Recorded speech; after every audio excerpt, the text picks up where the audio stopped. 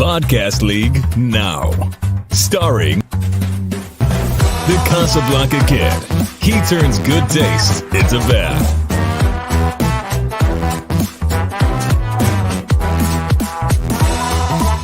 Movie hero. He has a stutter, but he's smooth like butter.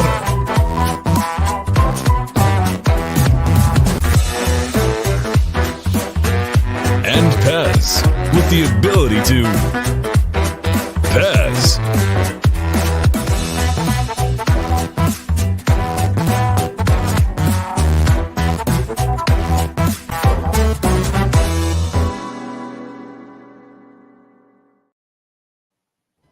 Hey, what's up, guys? Welcome to another episode of Podcast League Now. If you're catching this live, then welcome. You get to see it for free here on our YouTube channel. And if you didn't catch it live, then you're obviously seeing it over on the Patreon, because that's where it'll live after the live episode. So yeah, welcome. We got a couple guys here that I thought would be a good fit for this topic. Because we're doing our biggest pet peeves, and I mean, I could go on for days about things that annoy me. I mean, we're just doing it all in good fun. We're not trying to be negative or anything. We're just having some fun with it, So, but yeah, we'll just introduce our panel. So we have Austin, Pez, Howell. How's it going? Yeah, no, not too bad. I definitely got my list of ones I could rattle off, but yeah, it's not things that are going to drive us to murder or anything like that. It's just, the stuff you encounter in everyday life that annoys you. So, and everybody's got those. Yeah, we'll rattle them off here and just have a little fun. Yeah, I even have some ones that are just like funny ones, they're not even necessarily annoying, just that thing seems weird. Okay. So yeah, but we also have Richie Goodacre. How's it going, Richie? Yeah, man. I'm looking forward to it. Like I said before the show, I don't have a full on list, but yeah, once I get going, I'll definitely have. I think I'll definitely have 12. Once we get going, I'm like, oh yeah, that annoys me. That annoys me. Oh yeah, that also annoys me. So yes. Yeah. Yep. Well, for me, I'm a little extreme with it. I've been keeping an actual list on my my note app for years. Every time I think of something really weird or annoying, I just jot it down, and I've got well over 100. I'm not going to go through 100. I'm just going to go through just a few, but yeah. So yeah, but it's been a minute since we've done a podcast. I'm trying to make sure we get these out there monthly to our Patreon subscribers. We got a few of those. So yeah, and. Yeah, so I guess Austin, welcome back. You kind of took the week off to take care of some stuff, and now you're back. So welcome. Yeah. No, I don't have any bones about telling everybody what happened. My dog passed away. My dog of 10 years. I had scheduled to put her down on Wednesday, and she actually passed away 2 hours before the vet got to the house. So I was going to do an in-home one. One of those services where they'll come to your house and do it. But she actually. Died about 2 hours before that. But she had a good day. She spent all day outside and then just came in and couldn't catch her breath. And I think her heart just gave out. So, It is what it is. Sucks. But she's at peace now. And we got a little, I got a little thing in my house, a little memorial thing. I have this portrait that I had made of her actually several years back that this one guy does a great job here in Asheville.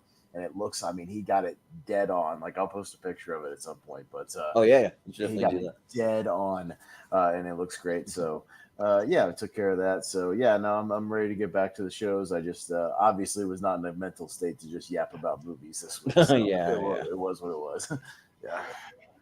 Yeah. Well, that's good though. You got to spend a little bit of time with her, before that all happened. So yeah, and then also just kind of take a break and just kind of relax, probably get some more sleep than you normally get with these shows. Yeah, the Tuesday night, the night before that happened, obviously our doing show was a really rough night, and then I just had some other stuff to take care of, the rest of the week. So in relation to that, but yeah, I'm getting a little better now, and we're actually dog sitting my parents' dog this week, coincidentally, because my Okay. parents went to Europe. So the day after I buried her, we got his dog, or my dad's dog, which is like he's a little 3-year-old dog. So he's Oh, running nice. around. But Well, at least you can have someone there to keep you company, So yeah. that's So, cool. but Yeah. he's a good dog. So yeah. Nice. It sounds like you did the same thing as me this week. I went and saw the Super Mario Brothers movie. I saw Air. They were both great. So Well, I did go on Thursday night. I needed a distraction the night after, so I was texting you. I did the exact same thing. I did a double feature and went and saw Mario and Air the same night. And yeah, Mario was very entertaining. It was a good time, and I loved Air. Air is easily going to be one of my favorites of the year so far. So yeah, just put that out there. I'm seeing Yeah. on Tuesday. Yeah, I'll just say if you like Moneyball or Draft Day, some of my favorite sports movies that aren't really about the sport, Air is very similar and I loved it. So I bring me more sports business movies because apparently that's what I like. Bring me more like business things behind the scenes of the sport. That's what I want apparently. So I like that. We got a couple because I also watched the new Tetris movie, and that's kind of behind the scenes of a video game. And yeah, and that was awesome too. That. I don't have Apple TV, so like I don't have an access to that. But if it becomes available on VOD or something soon, I'm sure it will at some point. Yeah, I want to check that out because that seems pretty good. And Taron Egerton makes good movies, man. He's a good actor. I know it's only April, but and it's probably too. But so far, this has been a good year for movies. I mean, really good one. I've been keeping track. Actually, I've been trying to I don't do the letterbox thing because people go, "Why don't you just use a letterbox?" I don't know. I don't like it. I don't use it. So whatever. Just sue me. But I've been jotting down each one I go to the theater and I've only got like 2 movies I outright didn't like, and everything else is at least a 6 out of 10 to a 7 out of 10 and above. Yeah. So like that's a pretty good year. Like if I'm going to the movies and at least most of them are entertaining or at least passable entertainment, that's a pretty good year so far. And like I said, I've already got 3 for sure that will make my top 12 at the end of the year for sure. So that's pretty good so far. Yeah. When I'm thinking about it, I've only got maybe one I can think of off the top of my head that I outright didn't like, and then there's some that were like kind of like 6 out of 10s at least, but that's still pretty good. Yeah, I one stinker and one that's like had its moments but wasn't great, So yeah, and everything else has been like at least entertaining. So I mean, but that's a good year at the movie so far, and I mean, I think it's only going to get better. I'm hearing good things about Evil Dead Rise. Good things about that. I don't hear any buzz about Renfield, but Renfield looks fun. They put out another trailer and it looks bloody as hell. It just over the top and bonkers. Great. So it looks fun. Guardians of the Galaxy should be interesting. And and I'll probably skip Little Mermaid. So yeah. I'm not really. It's not so much about like I'm just over these remakes and Melissa McCarthy as Ursula. I don't care. Like I'll probably just wait till it comes on Disney Plus, honestly, and then just watch it there. Like that's what I did with what was it? One of the MCU movies. I just waited. Yeah. I think Ursula is a good fit, but I'm still not that excited for the movie overall. I'm just kind of over these Disney live action movies, and they keep announcing more and more and more, and just like Moana. I'm like, dude, that movie's not old enough. Moana is 7 years old, and you're just gonna do the same movie with the actual actors? That's dumb. That's really bad. That's desperation right there. That's really desperate. I don't like that. They announced Lilo and Stitch. They announced like I don't know. They're just doing everything. I'm over all this, man. But yeah, I saw Mario as well, and what I like you think like because controversy was like when Chris Pratt's in the voice, you don't I don't know, you don't really see you forget Chris Pratt's in the voice. You don't. I never saw. I forgot about it for a while because you don't see Chris. I don't notice. I didn't really notice it was Pratt. Like I knew it was Pratt, but like it doesn't sound like him, so I didn't really notice. It doesn't sound like it, and they do a good job explaining why he's American. So I was like, okay, fair enough. Yeah. His family is more of the over the top like Mario stereotype of like, what are you doing, Mario? What are you doing, Mamma Mia? Like all that stuff. Like, it's more of like his family than them. So yeah, it's interesting. But yeah, I mean, it's not a deep movie. It's not a movie that's gonna like win an Oscar for its script or anything like that. But it's exactly what the fans wanted. It's what Nintendo people wanted. It's Yeah. a movie that's made for kids. Like kids can dig Yeah. it. And again, it played really well in the crowd. I was watching it with the kids. Were having a good time. I mean, like I said, I don't know how many times I'm gonna sit there and watch it, but like, if it's on, like I'll watch it. Like it was entertaining. I enjoyed myself. Yeah, but I saw some reviews that said it's exclusive. It's not really for people. Adults who grew up with the games. I'm like, yeah, it is for both. I mean, there are adult bits in there. Like there's a pretty nihilistic, suicidal star. Yeah, right. That was one of Yeah. the funniest things in the movie. That little star Luma. ghost character that was just spitting like morbid philosophy of just like time is the eternal river of death or whatever. Yeah, they're like more bodies for the meat grinder. Yeah, and he's just like, oh boy, it's finally gonna be over. Yeah. Like, no, that character was great. That character was amazing. Which I was hoping that they would have the character that usually goes with it, because I think that's from Mario Galaxy, and they had the like Luma, the girl, but Yeah. they just had the little star there. But, Yeah. which is cool though. I kind of like that they held off just enough because there's going to be a sequel, so they held off just enough to like save some good things for the sequel. So The box office projections keep going up and up and up for this 5-day weekend. It's nuts. Have you guys seen the articles about how it's gone up? Like a month ago, they were predicting for the 5-day like $90 million, and now it's like they're saying it could be close to $200 million for the 5 days. And that's just domestic. Worldwide, it might make close to $400 million over this 5-day week, which is insane. Like that movie is making, like, I even looked at the guy when I left the theater and I was just like, this movie is going to make a lot of money. And it just is. Because there's no, I was pouring out of the Jordan, there's no other competition for the whole month of April. Like that's the only family movie. Because don't get me wrong, as a horror fan, I'm glad there's like a couple of horror movies coming out. That's cool. But there's no other like family movies at all for all of April. So people are just going to be going to that movie. So it's going to make a ton of money. A ton of money. Yeah. Yeah. And then, I reckon there'll be spin-offs as well. I mean, Seth Rogen's talked about a spin-off of Donkey Kong. I think there'll be a Donkey Kong movie. That'd be cool. I'd be down for that. Yeah. Or like just dive into each like different Mario game. There's a bunch of different Mario games out there. Well, and it doesn't even have to be where they do, a particular like movie for each game, but he could like maybe have a warp that goes to one of the other Nintendo worlds. Maybe it's like Mario running around the Metroid world for like part of the movie, or like that'd be cool. Or like Zelda, or that's what I'm saying. Or you could have a Mario Zelda crossover thing, like he's running around with Zelda. Like I'm just saying, it definitely opens it up to where like you could have those other Nintendo. Or you could lead to a Super Smash Brothers movie or something. Oh yeah, Smash Brothers would be great. Oh yeah. I'd be totally down for Smash Brothers. I think that it would be, I think that it'd be, amazing. But yeah, no, it's definitely gonna make bank. It's definitely making bank, and rightfully so. It's a good movie. I think Jack Black was really good in the movie as well.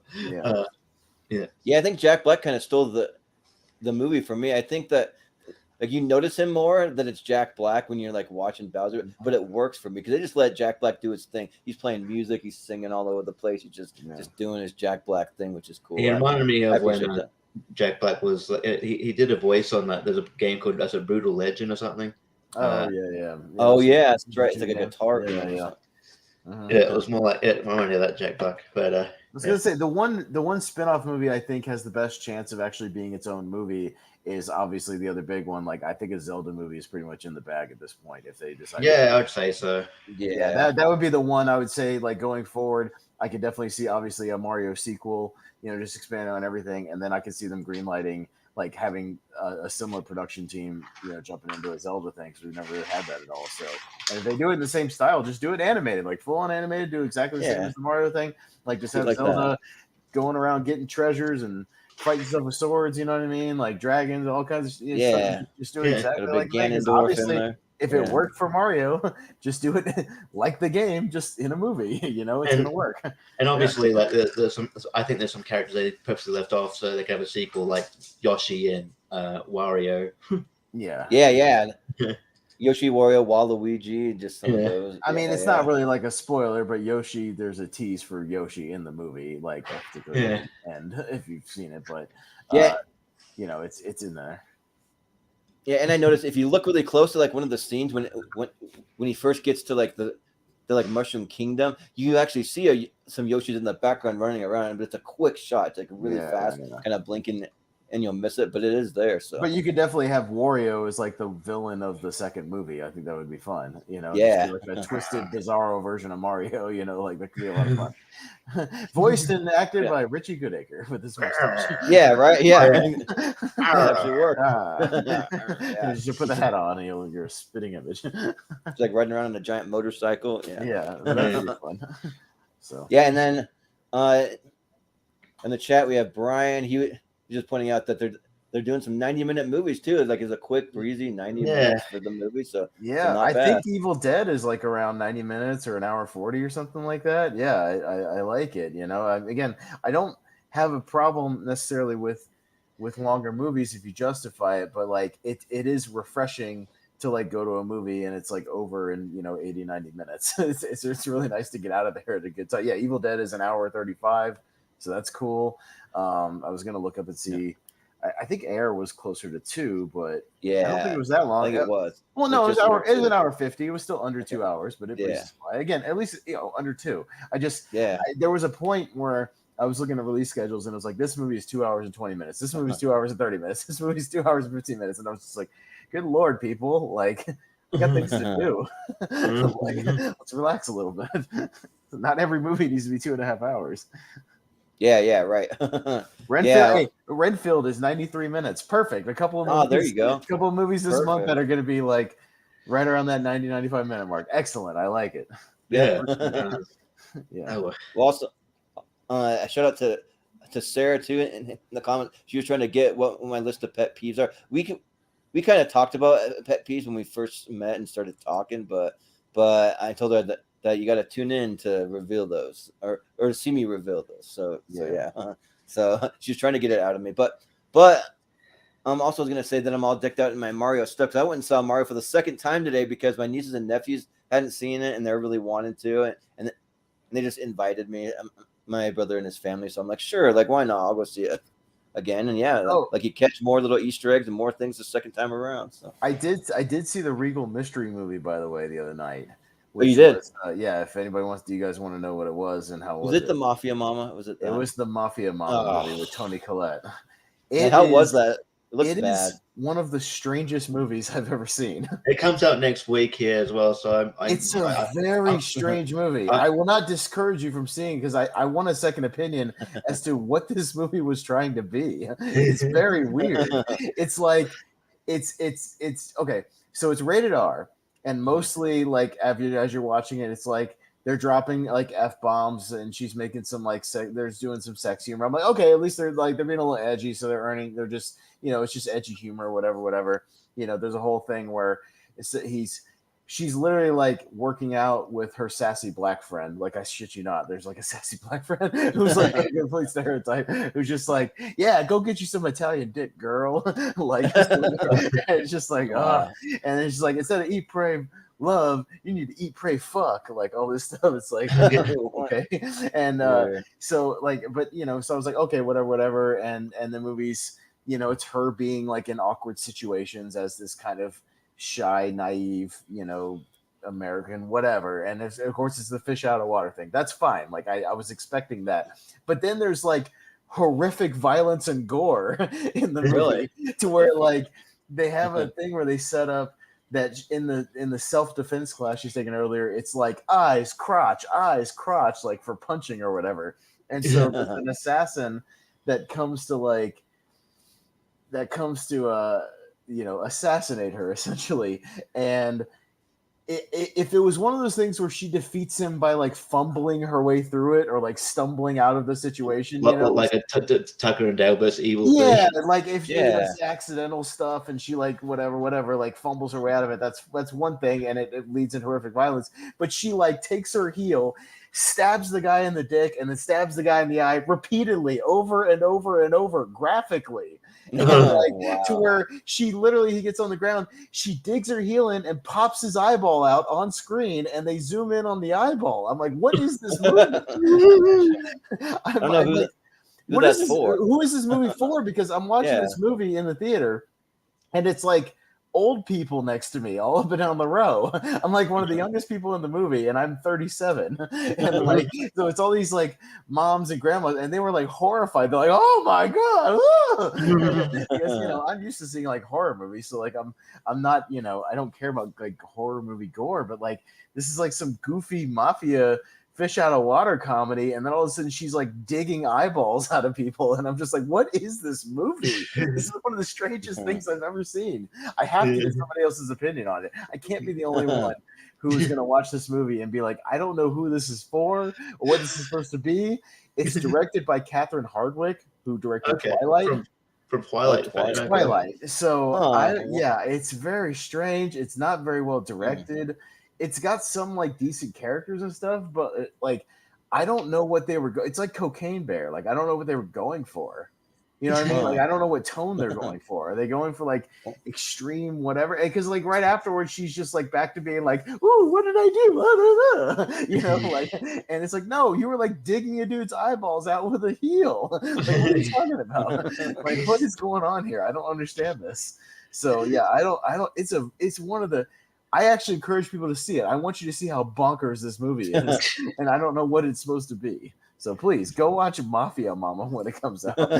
Be prepared to be baffled. Well, I thought about going to see it, but then I heard that. Well, like I kind of like deduce after a little research on what the movie was going to be. I'm kind of like not really for me. And then I'm like seeing these trailers. I'm like, this just looks like a movie that's just like an instant bomb at the box office. I don't know. I don't think it'll do very well because I think word will get out quick that people will be like, oh, that looks funny, but then people will also be like, yeah, but it has like weird violence in it. You're gonna hate it, and then it's just gonna disappear. Like I think it's gonna get lost in the shuffle. I think this movie would be better if it was like an HBO Max movie or something. Yeah, you could do work that better. Like I don't know, like if it was just some streaming movie, but I think this movie's gonna tank. Yeah, it also comes out the same week here. I don't know if it comes out the same week there, but it comes out the same week here as Beau is Afraid, which has got a lot more buzz to it. Oh yeah, I think Beau is Afraid comes out like a week later for us, something like that. Because I think this comes out the same week as either Evil Dead or Renfield. I need to check out the second trailer. Their second trailer for Beau is Afraid that dropped, but I haven't seen it yet. So yeah, well, I mean, I'm glad we're getting a couple of 90-minute movies to go along with the 3-hour Beau is Afraid. So because it'll balance things out a little bit.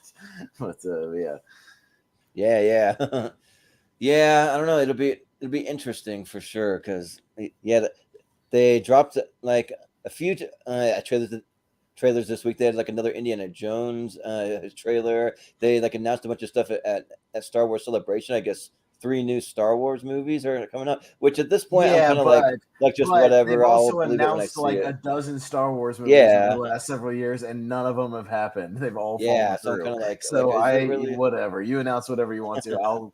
I'll wait till I see it on the screen. Yeah.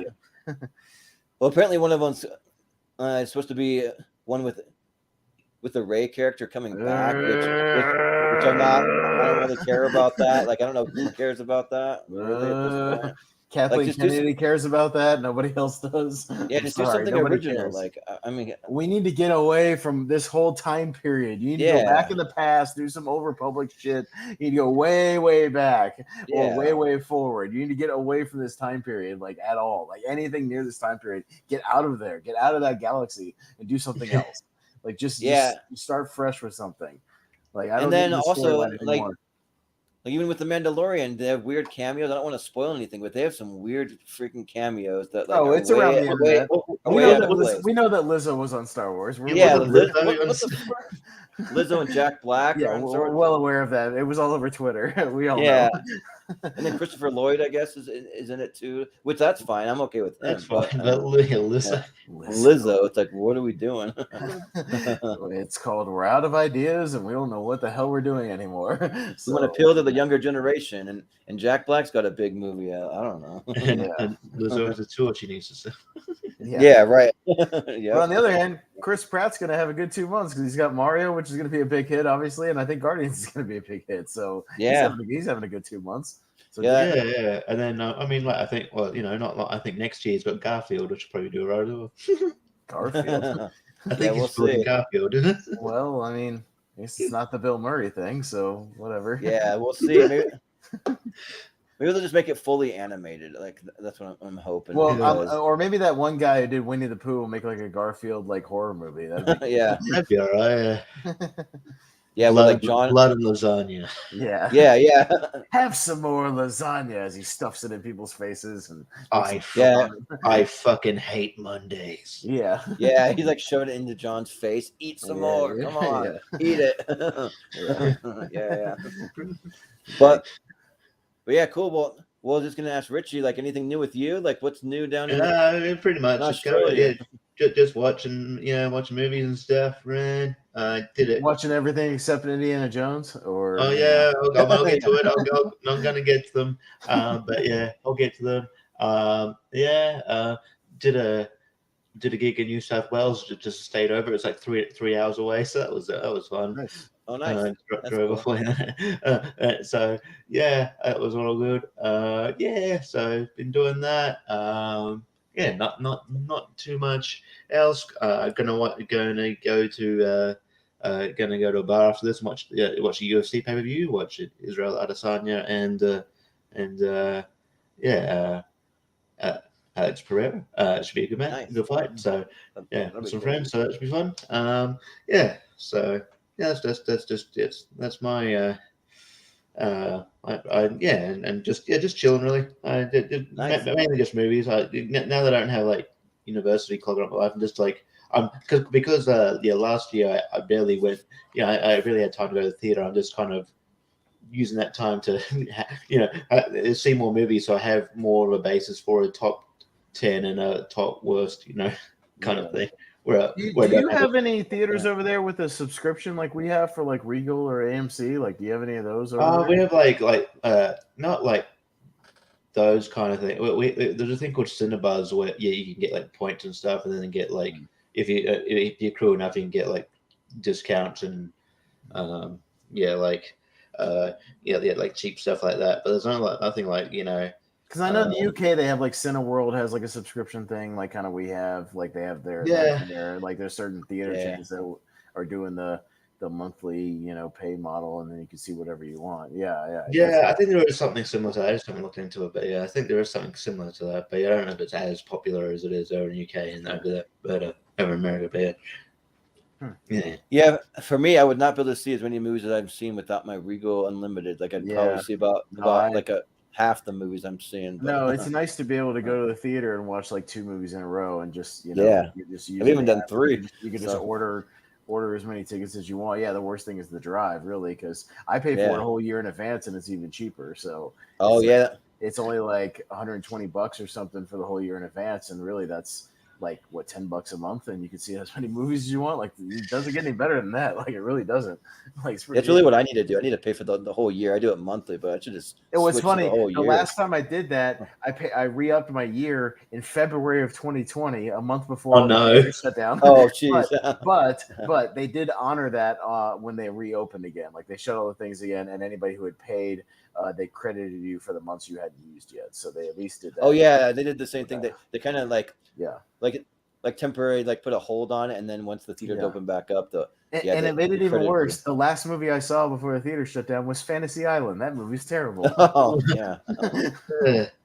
I can't remember what mine was. I think mine was like Sonic 2. It must have been a lot of people's was the first Sonic movie. Was like, I think mine was the Way Back, which is the first one. Yeah, it was the Way Back. Sonic, the Invisible Man was around. Yeah, Fantasy Island. There's a couple of those movies that were like hanging around. Bad Boys 2 or 3 or whatever it was. That was, I think, right around there. Yeah, a couple of those movies were kind of the last ones that people saw before everything shut down. Yeah. Because then they ended up being the top grossing movies of the year because those were the only movies that came out that year. Yeah. Sonic and Invisible Man and Bad Boys were like your top grossing movies of the year. Nothing else came out. Well, this is my sweet spot now because I have a bunch of family in town for Easter weekend, but my two my brothers, they went up skiing. They went to Jackson Hole to go skiing all day long, and then my dad went over with my brother and his family. They're like coloring Easter eggs. I don't really care about that, so I'm just kind of like Like, well, I got a few hours free. Let's do a podcast. Yeah. Well, let's get to the complaints then and talk about Yeah. things we don't like. All Let's right, do pet it. peeve number one: movies like Mafia Mama that don't know what the hell they Yeah, are right. or what tone they want to set. Okay, that's my Yeah, first pet peeve. You have no clue like what they really and are. Cocaine Bear. Yeah, two movies that don't know what they are. Yeah. So Yeah. Well, usually as the host, I'll opt to go last. Maybe we'll start with Austin. We'll start with you, just because like Richie said, he didn't have an actual list. Maybe we can kind of play off of some of ours. It might give him some things to think about, that kind of thing. So yeah, if you got your like first... I said, I could do a whole list based on ones that I work at a grocery store, supermarket, whatever you want to call it. I could do a whole list of ones just based on that, but I just picked out like one complaint I have that kind of encompasses a lot of things. So it's what I like to call, and this applies to just anybody on sidewalks or in stores or whatever.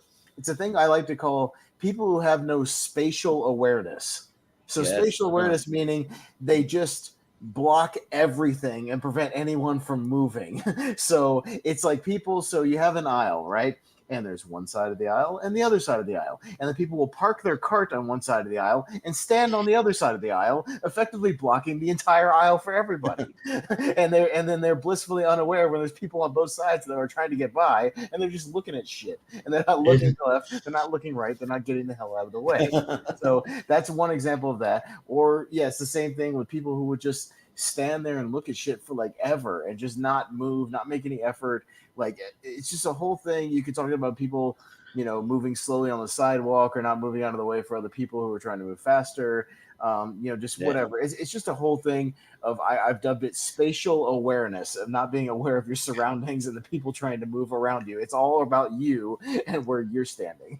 Well, it's funny you mentioned the one thing I was going to make. Yeah, is like, people, but I guess spatial awareness is the right term. But like people, who either just you're in the shopping mall and that people will just they're walking, but then all of a sudden they just stop in the middle. You're like, what? Why you stop? Why you stop right in the middle? Or just in the middle of nowhere. Like right in the middle, and then you're trying to get around. Or they don't somehow like you can get to the shopping center and somehow you forget how to walk in a straight line, so they fucking zigzag. So you're trying to get around. Oh no, they're trying to get around them. and then or they'll they'll be walking along, and then all of a sudden they'll see a friend that they know. So instead of like maybe going off the side and catching up, they'll catch up right in the there. middle. I swear I had that shit today. There was two people that were catching up right in the middle of the goddamn aisle, and they were sitting there talking for like 20 minutes. I looked at it. I was like, then they were just standing like blocking the entire aisle, just yip yapping away instead of going somewhere else away from all the traffic. It's like it's literally.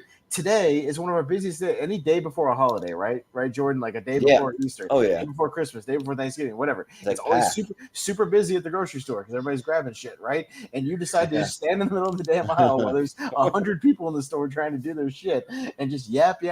Like, get the hell out of my way and off the aisle. Take that shit outside. Go somewhere else. Like, get out of here. Like, what are you doing? Like, stop. It's not the place for a 20-minute like catch up on things. Well, like usually if I see someone that I know at the grocery store, I'll make it a quick hi and then maybe try to catch them when they're outside, or just say like, hey, like maybe if you want to talk, let's just go over here. Let's talk and walk, or go somewhere where there's like nobody standing anywhere. Like, not have to be busy in the middle aisle. Like, go off to a side section that nobody's in right now and go talk there. There's literally like food courts or whatever with chairs and shit. Go sit down and have a conversation. Go sit down on the benches in the middle of the two sides and like sit down and have a conversation. That's fine. Like, get out of my way. I'm trying to do shit. I'm on a crunch. I'm on a budget. I'm on a time. The worst is when they have the cart parked over on one side and then they like bending over to like find something, and they're like sticking their butt way out in the middle of the aisle, and they're literally blocking the whole entire aisle. You're like, excuse me. It's like, you just be like more friendly and you just wait for him, or you say, excuse me, I got to get through. Excuse me, or like, and what then do you they do? give you a dirty look when you're trying to get by, like you're trying to go about your business, and they act like you're the bad guy for asking to get by, for you not to block the entire aisle, dick. Usually I just keep walking. Like, I don't even care. Like, if they're in my way, I'll just say like, excuse me, like, and then I'll just do my my best not to run into them, but I'll Yeah. just keep going. I'm not just gonna stop and wait So for you because that's one that encompasses other situations, but I like to call it spatial awareness. That's my first one. yeah. I guess this is sort of in relation to that too, but like, and it's sort of like it's like a new technology thing, but when people are too and like invested with what's on their phone, so they don't look ahead at what they're when they're walking, so they're just on their phones, and all of a sudden you're like, oh shit, sorry man, it's like shit, look where you're going. Right. You wouldn't, yeah, like surely you'd know that you'd come up to somebody eventually. Like don't, I don't know. That's it. Yeah. So that happens so much. It's like I'm like, what? This dude's about to run into me. I bet this dude's right up. He's gonna run right into you. Yep. Yeah. So There's a big reason why like people sometimes they'll just stop in the middle because they'll be like walking, all of a sudden they get a text message or something, and they just stop in the middle of the aisle and they're like messing with their phone. I'm just like, what are you doing? Just like are you that anxious? Can you just walk somewhere out of the way and then look at your phone? It's kind of yeah. Well, like me and my dad, we even were watching this YouTube video of this girl. It was in China, I think, but she was walking down the street, literally on her phone, just like texting away, and then she fell in the manhole. Yeah, she fell into the manhole, the big open manhole. Yeah. Have you seen that one? Yeah, I've seen that one. She literally disappears in a manhole. It's like a cartoon. Yeah, it just disappears out of nowhere. It's like she got sucked into one of the tubes in the Mario movie. Doom, doom, doom. Yeah, right. Well, the same one. There's another one with the guy who's walking through the mall and he falls into the fountain because he's just texting. Yeah, he walks right into it. Yeah. Yeah, just like really. Yeah. Yeah. That's it for me. So, Richie, what do you got? Anything? Yeah. Probably. I know we talk about movies a lot. I only got a couple, but they are pet peeves. And not we've talked about like pet peeves within movies, but I'm not gonna obviously that was another podcast. I'm not gonna do that. But but people like etiquette at movies or there's more etiquette at movies or just trends at movies in movies in general. I'm not a fan of when sure, if you don't like a movie at a certain point and you feel like you have other business, maybe you feel free to leave, but like don't leave after this movie shit. Don't leave after 5 minutes. Okay, I don't know. Like let's give it a chance. Like I'm sorry, movie doesn't appeal to you after 5 minutes. You got to give a movie a chance. Like I don't know. I've never ever walked out of a movie ever. Yeah. I have. I know some people have, but like because to me, if it's dog shit, I want to see how bad it can get. Like, can it get worse than what it already is? Like, I want to at least see how they end it, because maybe the ending is even worse than like the rest of the movie. Like, maybe they really don't know how to end it. I don't know. I've never the only one I came close to walking out of wasn't even like really a movie. I was at a horror convention, and there's a room you can go into where there's people like amateur filmmakers are showing their movies. So it's all just garbage, like it's all terribly made, like crap. And there's just one where it was one called like Sick Girl, and it was just one of those movies that they're just trying to be shocking just to be shocking. Like they're just doing the worst, like most disgusting things just to kind of get a rise out of people. Like, a character just walks a child into a lake and drowns them, and then goes into a barn and like has sex with somebody with a saw, and like just all this garbage. Like it's just but there's no story purpose to it. They're just doing shocking things. That's the one of the closest I've ever come out to being like, what are we doing? This isn't even a movie. Like images. I'm watching like a snuff movie. Like, what are we doing? So yeah, I mean, it's like if you've ever seen a Serbian film, which is like the most shocking movie ever made or whatever, and everywhere, it's literally just a series of like shit like that. It's supposed to be these people making like a snuff movie within the movie, and it's just all this like stuff that's designed to make you turn off the movie. Essentially, that's basically what it is. Well, it's like that. That horror movie that came out, I was gonna go see it, but like I wasn't sure like what it was gonna be. But it's called Skinamarink. It just looked like a bunch of weird images and like weird. Well, weird, that just was like it didn't look like a real movie. It was just a cheap movie of just like rooms, like shots of rooms and like shots of like rooms and voices. It's like so. Of course, some people thought it was the most brilliant movie ever made because it was garbage. So it's art. I'm just looking at this empty room for 10 minutes straight. That's art. Like get out. It's like all right. But they do it on a short budget. It's art. Oh, like it's an accomplishment. No. No, not really, because Creep was made for $1,000, and that movie has a story and good acting. Yeah. So Really, no. Yeah. Well, so I've got one here, and like some people might disagree with me on this one, but for me, this annoys the living hell out of me. But it's when driving down the road and there's people on like bikes. You'll see someone on a bike, but they're right out in the middle of freaking traffic, like just going along with the cars, and like supposedly people say that there's like that the bikes are considered vehicles. Like, no, especially when you have a freaking sidewalk right there. You go on the sidewalk or you go in the designated bike lane, but you don't go in the middle of freaking traffic, because that makes me feel very uneasy, because I don't want to hit somebody. I don't want to injure somebody. And it just slows down traffic. If you're not fast enough to keep up with the other vehicles and you're not very well protected, then like get out of here.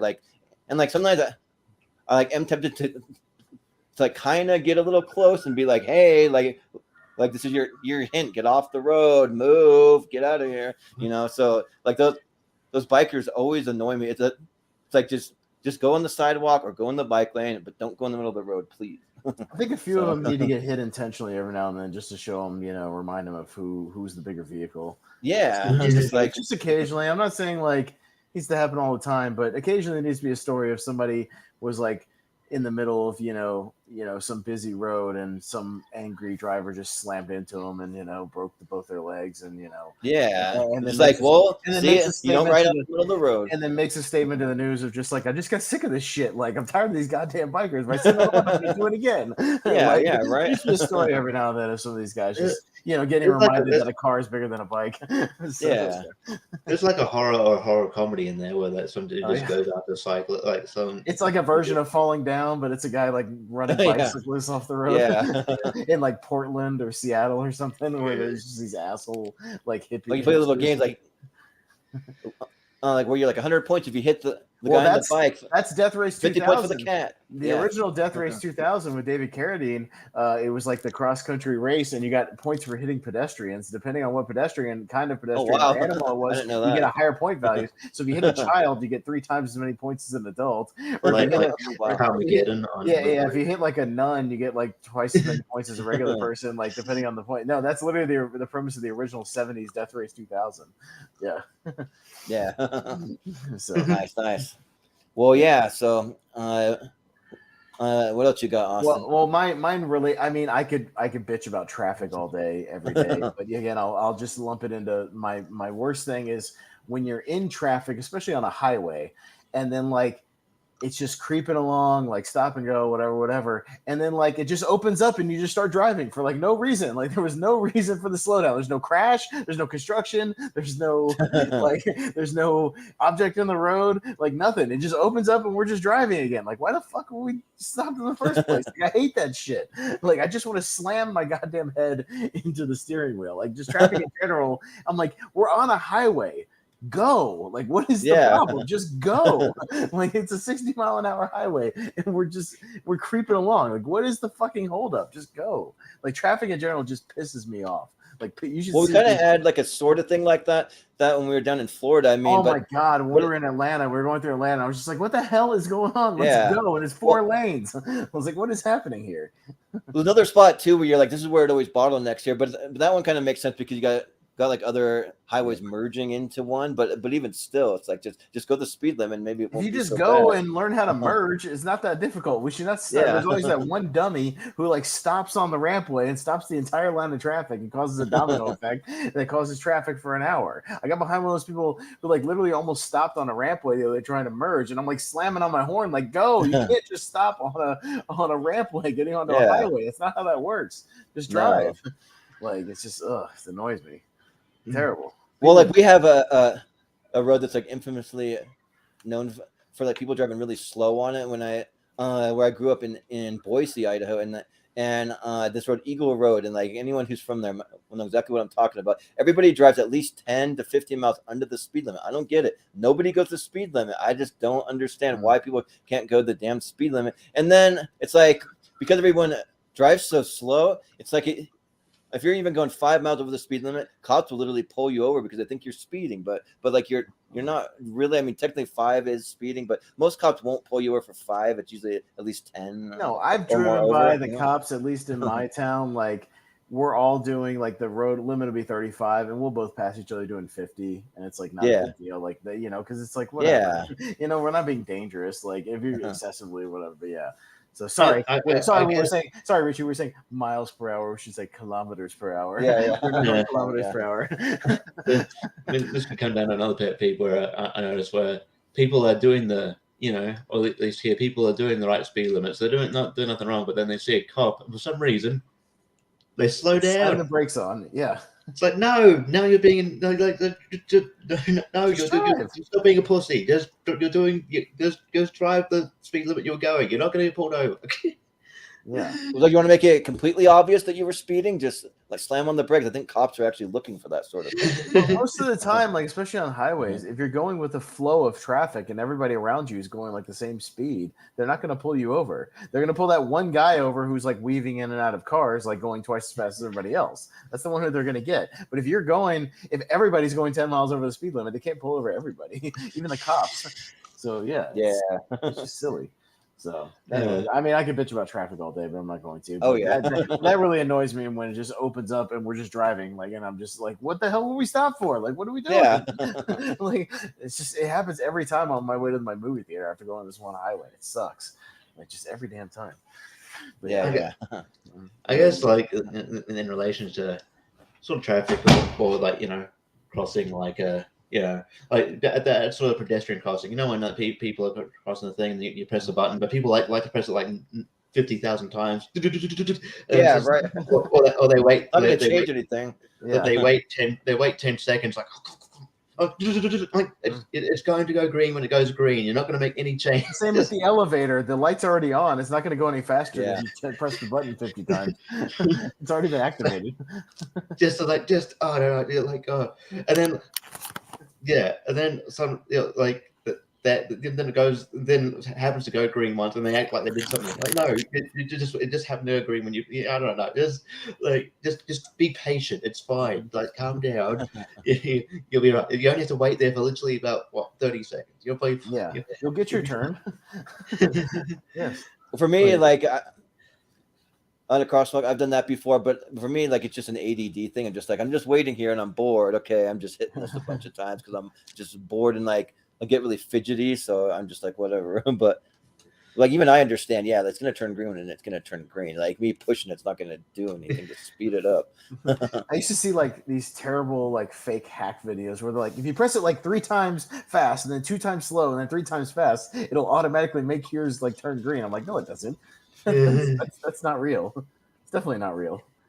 Someone used to tell me when you pull up to a traffic light also that if you like flash your brights on and off really fast, then they can kind of simulate police lights and like it'll like that doesn't work. Like trigger the lights into turning green. I'm like, no, that doesn't do anything. The only thing you're triggering is the person across the intersection you're blinding with your bright lights. Yeah, right. Yeah, like I had a friend who would always do that. We'd like pull up to a traffic light and he'd like be like flicking. I'm like, what are you doing?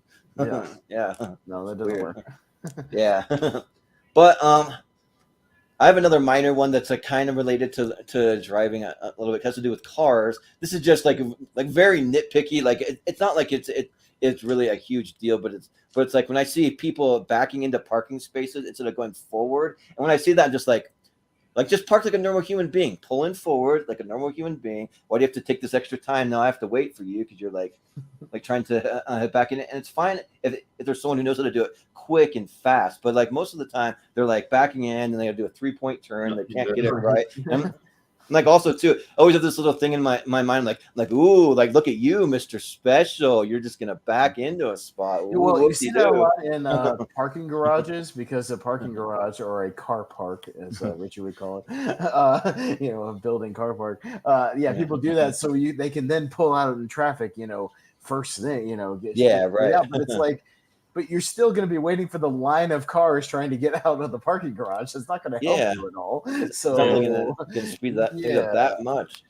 Yeah. Slightly, but not much. Yeah. My sort of favorite niche subgenre of YouTube videos to watch is people like from like apartments watching like of someone who's obviously really struggling to do a reverse parking job. Yeah. parking job, just taking the piss out of the park. Oh, they got. Oh, you hit that Or guy. watching people try to parallel park. Like I'm a master parallel parker because I actually took a driver's ed class in high school. And we had one of the stations, like you just drove around these cars, these different stations. One was a parallel parking station, so we learned how to properly, like, you pull forward, bumper to bumper, you pull into the thing, you spin your wheel at this point, and da da da. Like I can nail it in the 2-point thing, the da da da da da da. Like I'm good.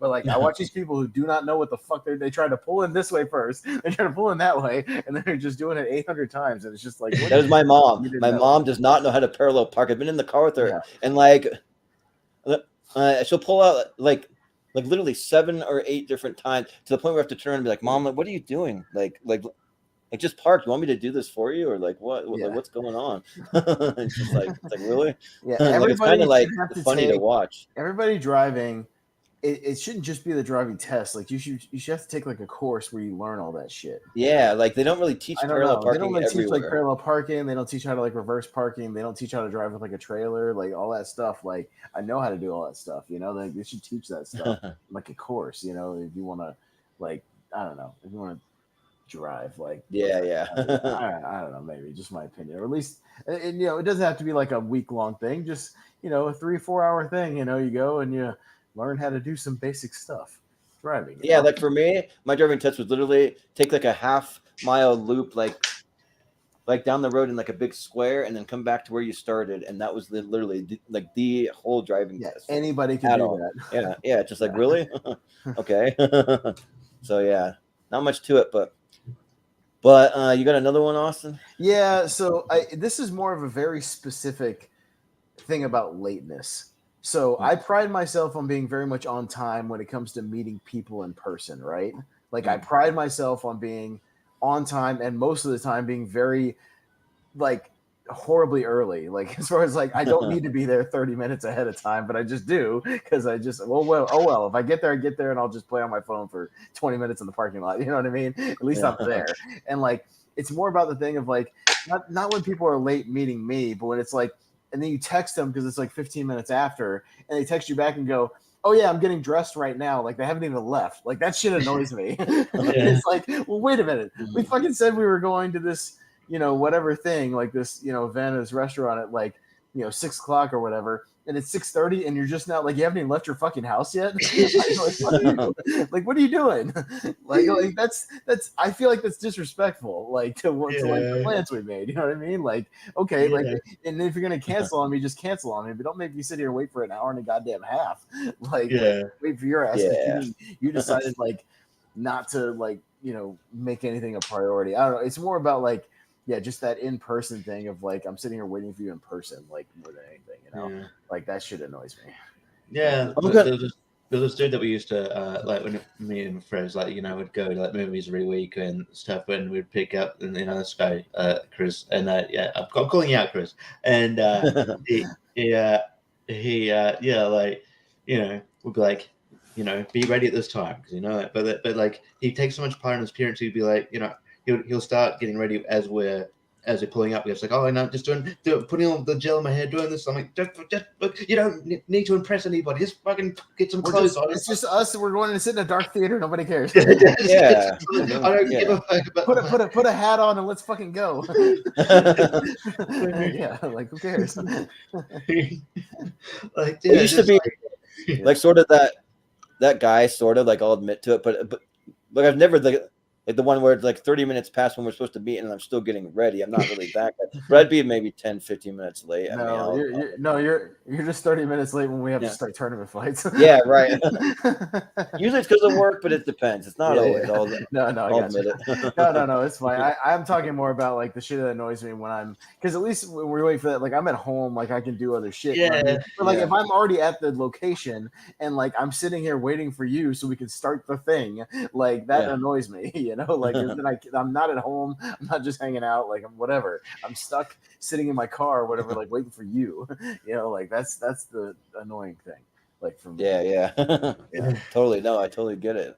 I've had it ruin dates before where like even I was just a little bit late and the girl was pissed and she was annoyed at me that like through the date. So yeah, so it happens. But I had a date that almost like literally I I was late and then I came I came to meet her and I saw her like literally crossing the road like about to walk off. I'm like, no, I mean, so it's like I caught her I caught her right at the and then we became good friends after that. But yeah, I was like, yeah, I almost. Well, at least you can have an excuse to be like, I had a flat tire. Yeah, right. What are you gonna do? Yeah. But you got another one, Richie? Yeah. Yeah, I'll probably just get my movie ones out of the way.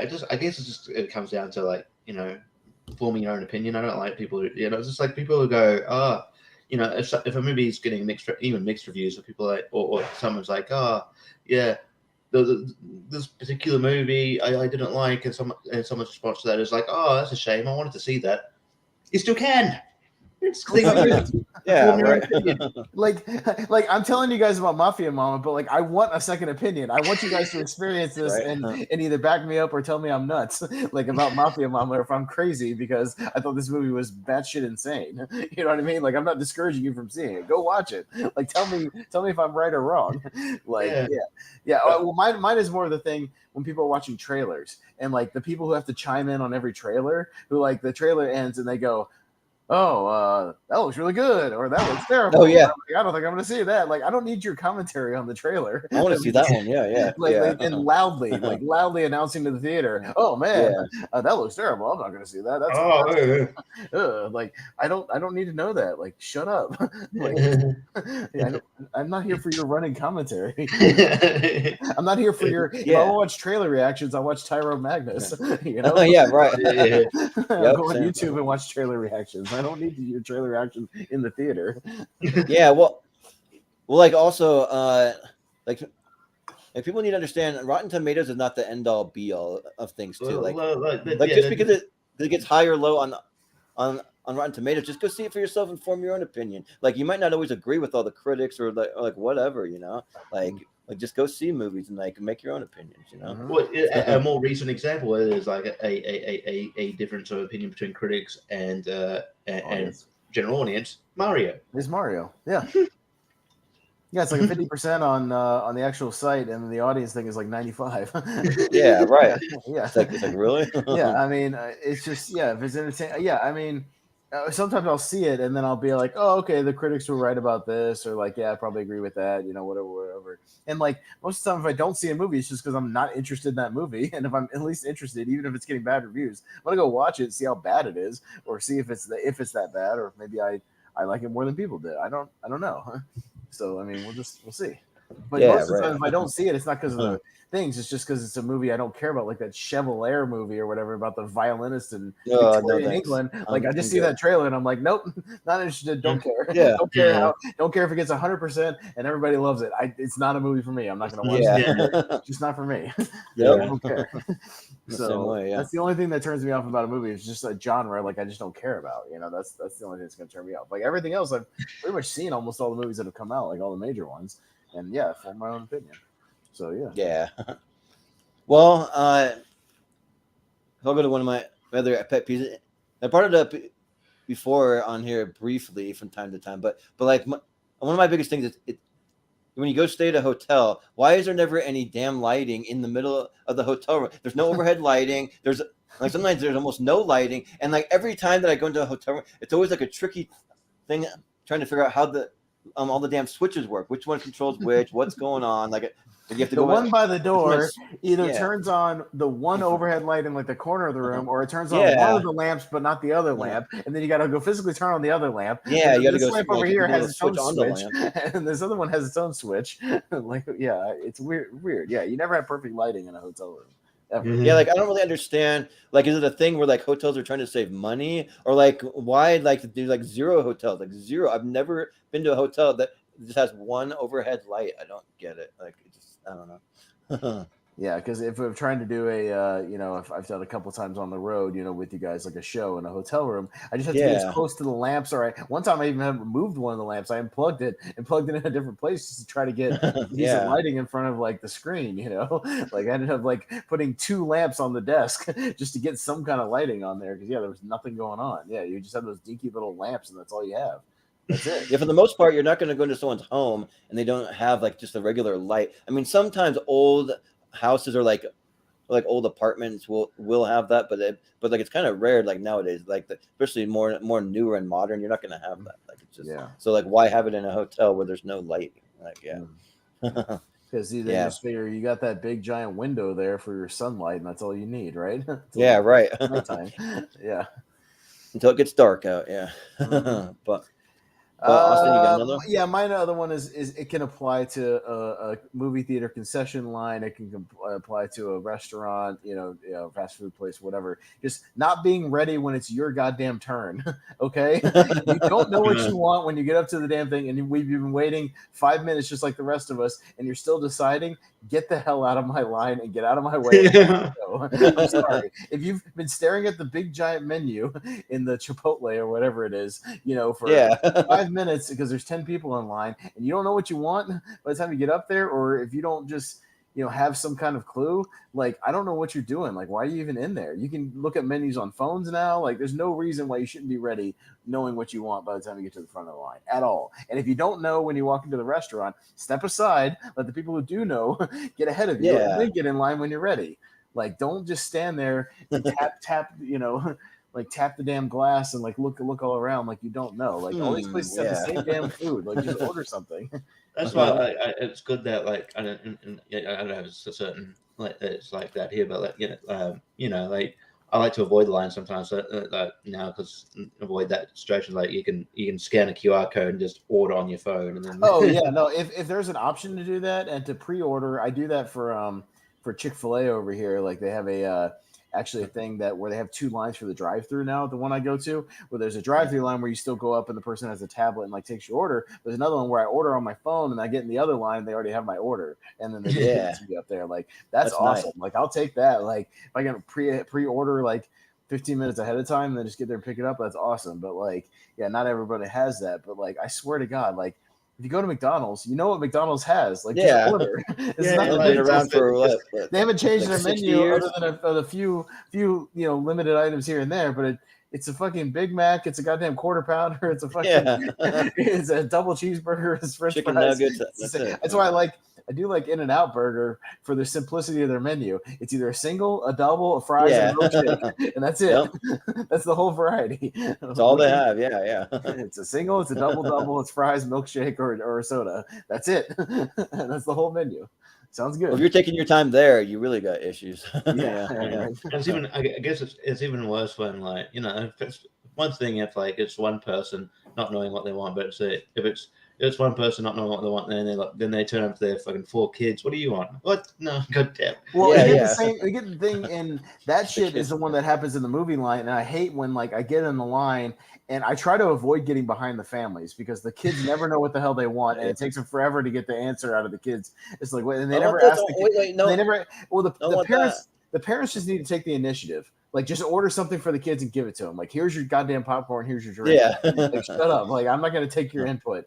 Like, here's what you're having. Yeah, and just don't ever get behind families at a movie theater concession. Ever. Get behind, like, the dude that looks like you. Like, I always get behind the single guy that's like me because he's ordering one thing and he's leaving just like me. I'm ordering my drink and my popcorn, and that's all I'm ordering. I'm getting in and getting out. But I do think more theaters need a thing where you can order in advance and like just have that shit picked up. Like they are starting to get that way where I can just order like my popcorn. They need more of that because like even this morning when I went to the movies, I ordered a couple things to eat because I didn't have time to eat, and like the movie's already getting ready to start and I'm sitting there waiting at like an extra 10-15 minutes. And like, where's my food? What's like, why is it taking so long? It'd be nice if I could have just pre-ordered this and have it ready, So I need to do that more. So but also too, like we have a similar thing when we have family game nights too. Like we'll be playing like a Settlers of Catan or like Ticket to Ride, one of those big strategy games. We'll have 5 people like sitting around a table, and especially with my family, we get intense when we have game nights, and so like they'll be like, all right, especially for me, like I'm the one, like I'll admit it, especially for board games, I'll take forever to decide what I want to do with my next turn. So I'll be like, all right, another. My dad, he'll be like, Jordan, there are 5 other people here. Plan out what you're gonna do when it's your turn. You can just go. We don't have to sit here and like twiddle our thumbs and wait for you forever. I'm like, I don't know, like sorry. And then like I'll have my phone like while we're playing games and like getting distracted with texting or like whatever. And like you just need to focus. Like I need to do it. Like I'm really bad at it. Like just be ready to just go because they'll be like getting on my case. I'll be like, what? Just give me a second. It's like you had a second. Just go. Yeah. But yeah, you got another one, Richie? Yeah. I keep thinking of movie related ones. But I get right off the movie. So you bringing up the movie ones just adds on to the shit I don't need to bring up. So go ahead. Yeah, right. That's totally fine. Yeah, because we get random about movie theater etiquette and shit all day for sure. But there's a couple of ones that are outside of maybe like comedy and other things that I'll bring up eventually. But I've got to bring up I'll quote a Tom Segura joke. If you want to go to the movies, but especially if it's a PG-13 or a NC-17 movie, and you can't find a babysitter, guess what? You don't get to go to the movies. I'm sorry. Yeah. You don't get to bring your 3-year-old to the fucking hard R, the horror movie, with all the blood and guts, and then your kid is screaming and making a fit, or just yapping throughout the whole damn movie and jumping all over. I had the worst. Goddamn, there was a kid. I swear, I forget what movie we were watching. This kid in the goddamn same row as us was jumping up and down and running up and down the aisle the entire fucking movie. And I was like, what is... I've seen that before. What the hell is happening? Like, I literally had to get up and move down to the flat row at the bottom of the theater to get away from this goddamn kid. Like that first row. Like, I just had to. And I was like, I'd rather do this than sit here next to this stupid kid. Running up and down. And it was some like adult movie. Like, I don't mean like a porno movie. I mean like an adult movie, like not for kids, not for children's movie. It was like some horror movie, some action movie. Yeah. Well, it's one thing if it's a kids movie, but if it's not a kids movie, then if it's a kids movie, you're gonna run that risk where you're gonna have like kids like yapping and whatever. That's the risk you run. If I'm gonna go see Mario, if I go see Mario, there's gonna be some 4-year-old, like saying things or asking questions or whatever. Like that's gonna come with the territory. You have to prep yourself for that. Like, it is what it is. So unless you see a movie in the morning on like a weekday when they're all at school, you know what I mean? Like you're just gonna run into that. It is what it is. But yeah, if you're going to see a movie that's clearly designed for adults and you're bringing your little child, like I hate you. I hate you. Yeah. Well, like when I worked at the movie theater, like it's similar to when if I'm at like I'm doing a comedy show, which is usually late at night, 18 plus, and and then like comics will get together and like, dude, there's a kid in the front row. Like what? Mum brought the kid. I'm not gonna I'm not gonna censor anything. They're gonna learn some words. If anything, I would direct my jokes directly at the kid. You're gonna bring your kid. You're gonna pay the consequences. Your kid's gonna hit this kid here. Yeah. Oh well. Yeah. Hey, little boy. You know what anal is? Yeah. Does your mommy do that? Does she scream at night? Yeah. She can hear screaming from the bedroom. Yeah, right. Yeah, I would just go and start doing jokes in front of like directed at the kid. That's what I would do. Yeah. I mean, it's your fault if you brought the kid. That's on you. When I worked at a movie theater, I don't know how many times there'd be some R-rated movie that I'm like, that is definitely not for kids. And I see like just like families going to it together, or like moms, just like single moms bringing their kids. Maybe it's like they don't have a babysitter, but it's like don't bring your kids. Like for example, there'd be like a movie like The Witch. I worked at a theater when they had The Witch. They're bringing kids to that movie. That's a dark movie. That's gonna give kids freaking nightmares. Like, don't bring your kids to like some crazy freaking like R-rated horror movie. Like, although to be fair, with The Witch, the kids probably fell asleep like I almost did. Probably, yeah, yeah. But like to each their own. I mean, some people want to raise their kids how they want to raise them, but like as long as they don't annoy other people. I'm gonna wait till my niece is at least 4 years old before I show her Nightmare on Elm Street. Okay, at least 4 years old. Yeah, wait till that appropriate age. Yeah, right. But even regardless of like whether like a film's like appropriate or not, like I couldn't imagine like I think my sister would be like, kind of sensible enough just to not go to the movies if she can't get a babysitter. But like, I couldn't imagine there'll be a time later for a while if I had to, sit next to my nephew Fraser who's up and down all the time. I would for the duration of that movie, I'd think less of him for a bit. Just like fucking sit. I would get so annoyed. Just like fucking sit. Just like yeah. So a movie theater is not unless it's like like you said, unless it's a kids movie where kids are doing that anyway. Then, but yeah, other than that, like if it's a not movie, it's not a place for. It's not a playground. Just they can't just sit there and look at the thing. It requires, that's kids' attention span. That's why. Yeah. Anyway, so yeah. I've always thought that like theaters, like it'd be a genius idea if someone ever came up with a theater with a daycare, so you can just drop the kids off, you can go see your movie, and then go pick them up after the movie's over.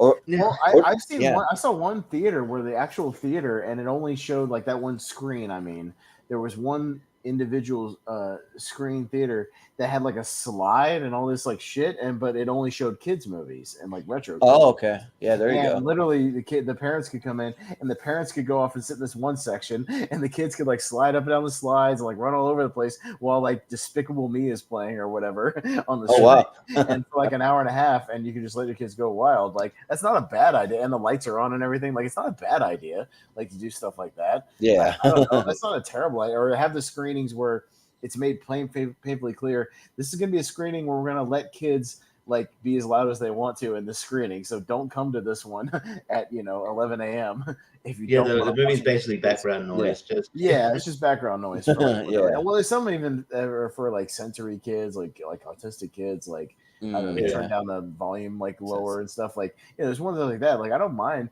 them doing that or having certain showings with subtitles on, like on the actual screen. Like I'm not opposed to that either.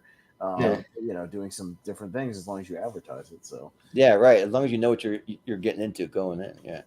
Oh, by the way, I've started Austin, you said that you watch the movies with subtitles anyway, like even if they're not like I've started doing that because like there's a lot of noise here sometimes, there's vacuuming and all that stuff, so I'm like save having to rewind it all the time or turn it up, I just put subtitles on and it's easy. I'm telling you, it helps me pay attention to the movie more anyways, like and also I pick up on more things that sometimes I didn't catch the first go around, like little background dialogue or whatever. Like, I'm telling you, man, once you start and go down that road, you won't stop, man. You'll put the subtitles on for everything. I put it on for everything.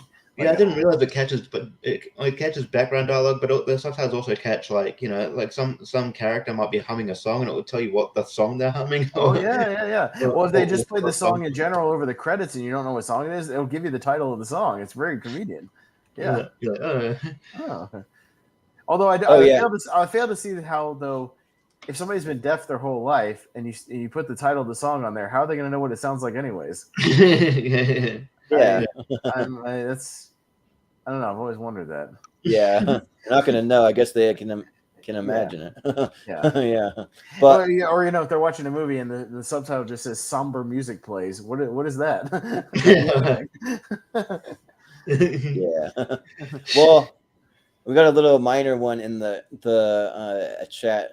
Brian doesn't like when they mistake Disneyland for Disney World because they're two separate things. I mean, some people might get a little annoyance by that. I mean, like I just kind of keep it to myself. If someone says, I'm like, oh, they meant Disney World and not Disneyland kind of thing. They're two separate places. I can kind of like understand that. Sarah had a good one. Sarah had a good one as well. Oh yeah, like bathroom etiquette. Like, don't talk to people in the bathroom. Shut the hell up. That's what she's talking about. Like when you don't talk to other people in the bathroom. I don't want to talk to you. So how you feeling? How you doing over there? You doing all right? It's like, Dude, can I have some privacy?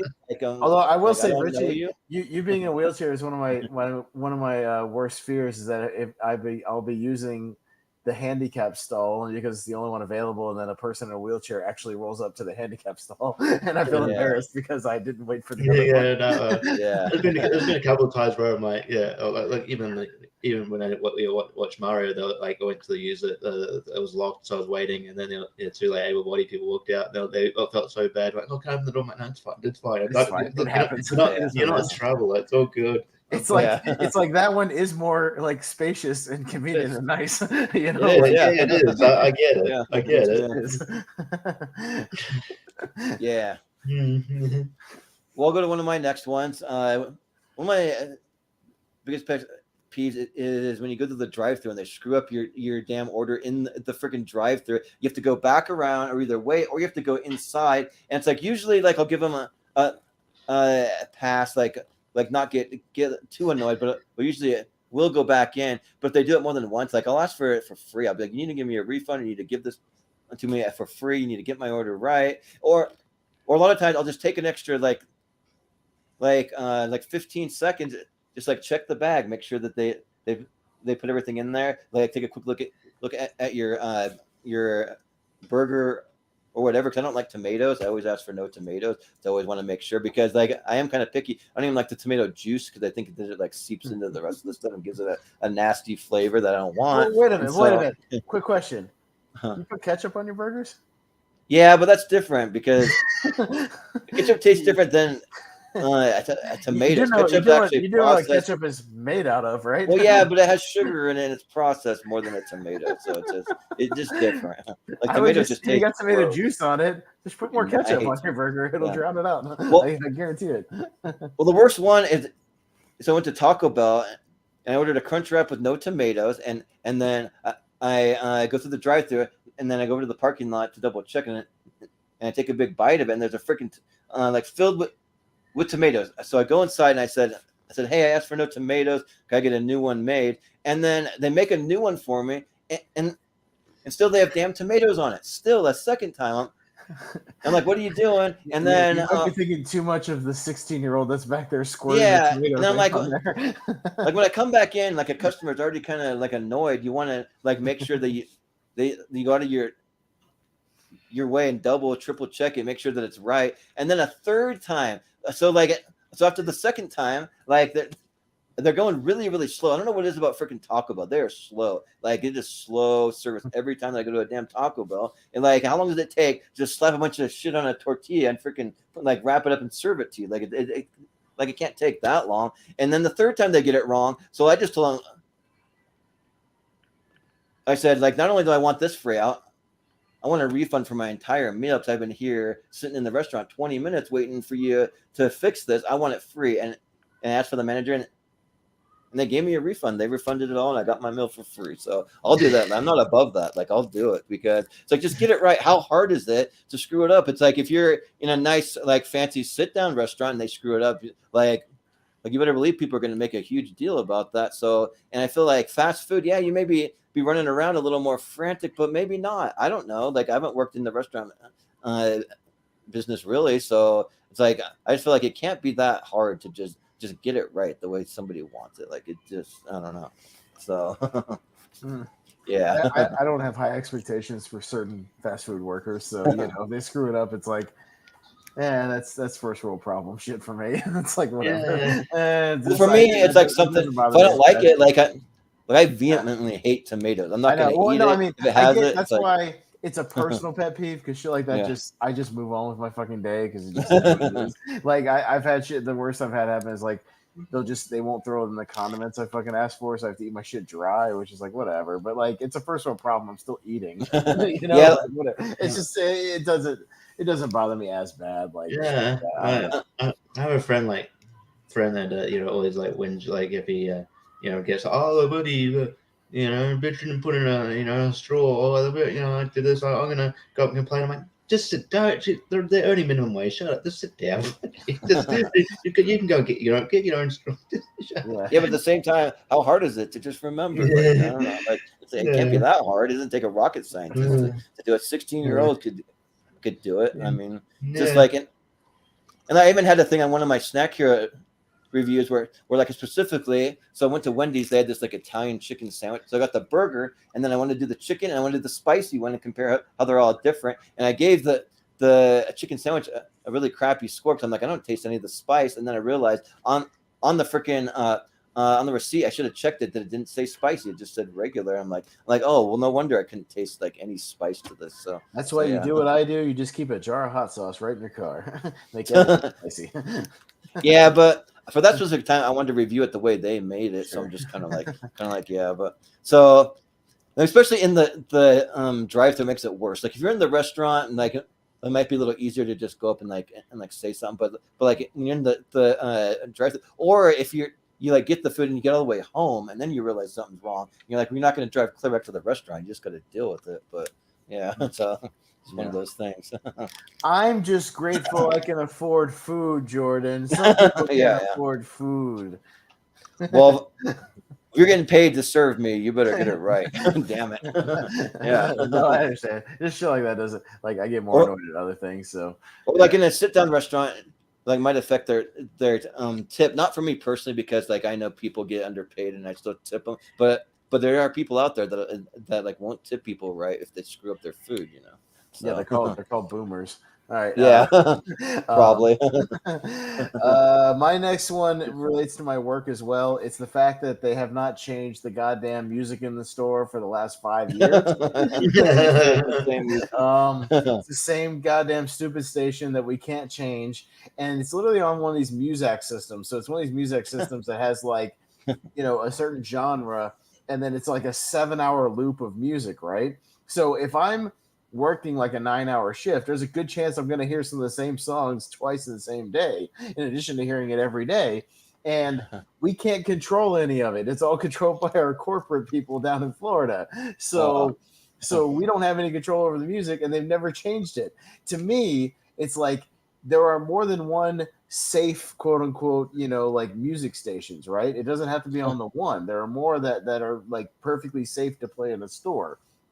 And when they have it on, it's like this just soft contemporary like nonsense or whatever. Just all these like terrible, like horribly annoying, like soft pop songs, like whatever stupid junk. And it's like if you at least rotated it so that every month or two it'd be like that, and then play like golden oldies, and then play like classical music, and then play freaking I would take elevator jazz music at this point, just so I could like have something that I could like just tune out of my brain. And then if you do that, and then you still in the opening hours of the store where there's nobody in the store until like 9 o'clock. So we live in a town where like most of the population is like over the age of 50, right? So like most of them don't even get out to the damn store till like 10 o'clock. Like it's empty. But they get mad at me if I put one earbud in while I have nobody on my aisle for 2 hours. like you can't blame me for wanting to listen to something else for 2 hours. They're trying to keep my sanity. And the fact they haven't changed the music and forever really annoys me. Like they can't just have some rotational thing and they can just rotate it, between the stations at least. Makes it. The only time we ever get different music is at Christmas time. They play all the terrible Christmas music. Mariah Carey and they play the Mariah Carey song, yeah, for sure. And Wham and all that garbage, the Paul McCartney song, all that crap, yeah. Garbage, yeah. What does Paul Rudd say in the 40-Year-Old Virgin when she keeps playing the same Michael McDonald thing over and over? If you don't take this out, I'm gonna blow my brains out and shoot everybody in the store or whatever. Yeah, right. Yeah, for real. Take this Michael McDonald DVD out of the thing. Yeah. No, it's the same. It's the same thing because she's hearing the same music over and over again. Yeah, it drives people crazy, man. You probably get some ads too. You got to hear the same ads over. No, there's no ads. It's just the same music, 7-hour loop of music over and over again. No, because when I used to do retail merchandising and the overnight resets crew, they had ads too. So after every fourth song, you'd hear the same ad over and over and over again. So what annoys me? I'll be out shopping somewhere else, and that some other store has the same music playlist, and I have to hear it while I'm shopping somewhere else. I'm I don't need to hear this somewhere else where I go to and hear the same damn songs. Knock it off. Yeah, yeah, I totally get it. I hate that. Well, what's your next one, Richie?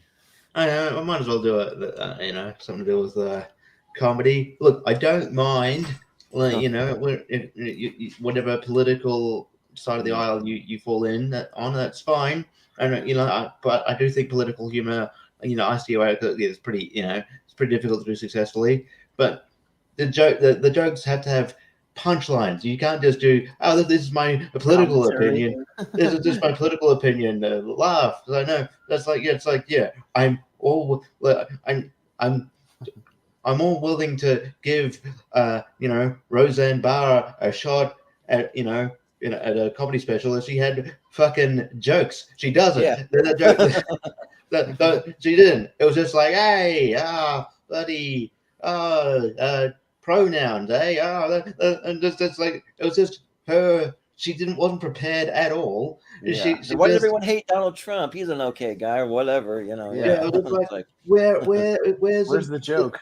Where's Yeah. the jokes? It's just like they're like even the crowd that were liking it, they weren't laughing. They're just like, yeah, just like it was like you're at a rally, not in stand-up special. But yeah, it's just like and then already like, but even I probably align more sort of left wing, but still like still then I run into like people who do comedy. It's like, oh yeah, well, back when same-sex marriage like wasn't a thing. It was like, oh, I think gay people should have the right to be married. I'm like, yeah, cool. You're preaching to the choir here. Like, where's the joke? Where's the bit? It's like you're not at a, again, you're not a speaker giving an impassioned speech. You're supposed to be doing comedy. Where's the joke? And then a political rally or something, Well, that's why George Carlin was the greatest, because he would do like political stuff, but like he would have good punchlines. It was funny. Like I remember one of his opening lines, one of his albums. He was going to open with an abortion bit, which is risky, but the opening line was funny because he goes, you ever notice the people that want to ban abortions are the people you wouldn't want to fuck anyways? It's funny. Like there's a joke there. Yeah. You gotta have a joke mixed in with your opinions. It's just like So, but then like like if you call like say if like I did, if you like say, oh yeah, like Roseanne, if you go on the internet and go, your Roseanne Puss like special was like embarrassing. You're left foot. I'm like, no, it's like as a comedy fan, it's not a good. It's like if you don't like something, you're either like you're on the you're just off side. It's like, no, like as a comedy fan, it's just not. It's not comedy. Like it's not good comedy. It's got nothing to do with the views. It's got nothing to do with that anything. Yeah. There are conservatives who are who can do good comedy, but I just feel like there's like when and left wing who can do comedy, but like it's very hard to, if you just want to identify as political comedian, to kind of make say your opinion but also make it funny. So but I don't know, just it annoys me that the people they just say their opinion and they're like, well, why aren't you laughing? It's like, we didn't say anything. Well, you gotta have a punchline for me to laugh, like otherwise just talking. Well, like Roseanne Barr just seems like the kind of person that if the audience doesn't laugh, she get pissed at the audience or something. She probably would.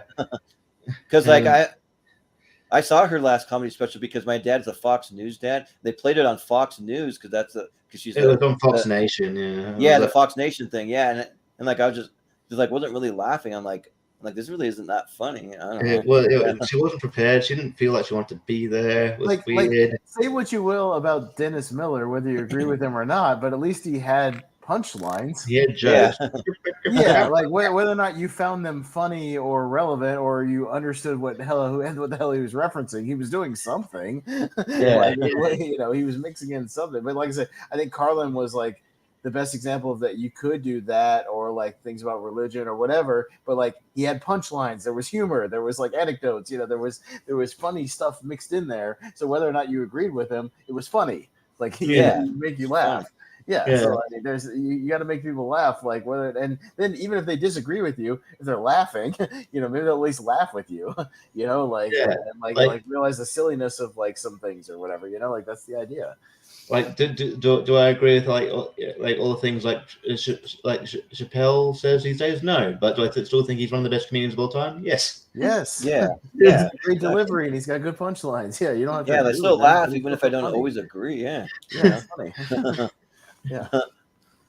Well, I got one that actually kind of plays off of that. Like for me, like I always hate, especially in like on when you're online, it happens way more. But like people who just think other people are just stupid because you don't have the same political beliefs or like views or opinion. It's like we're all different. Why do we have to all be the same? We don't have to believe the same exact thing. And like people will just start screaming at a person solely because they have a different political view or opinion, and it's like who cares? Like we're all entitled to our own views and beliefs. I even have like a good example. So like me and Steven Shepard, we have totally different views. Like I probably lean a little more right. He leans way more left, and like we'll have conversation, but they're like totally respectful. There's like compassion in there. We like try to understand what the there's a difference though, and we're great friends. Like we're great. But here's the thing: there's a difference between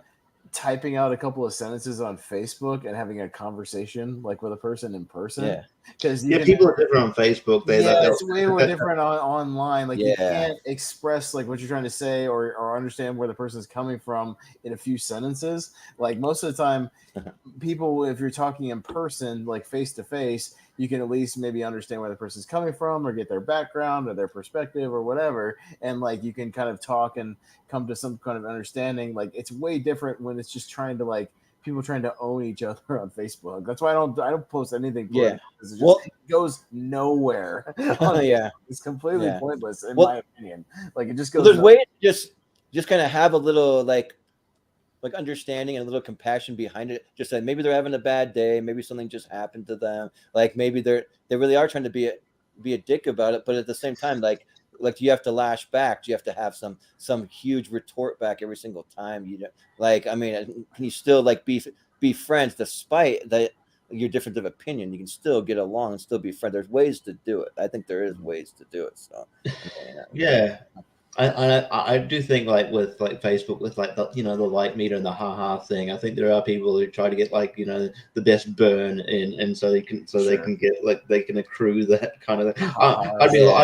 I'd be lying if I haven't had like arguments on like the Brisbane Comedy Board and where I've tried to I've thought I've come up with a sick burn and I'm like, oh, this is gonna get them, and it's come in. I'm like, yeah, that was funny. Hey, that was.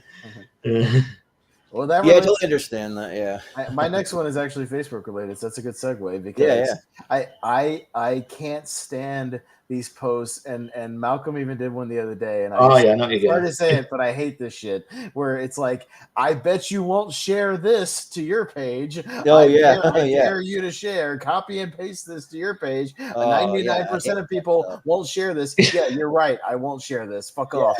Those posts are stupid.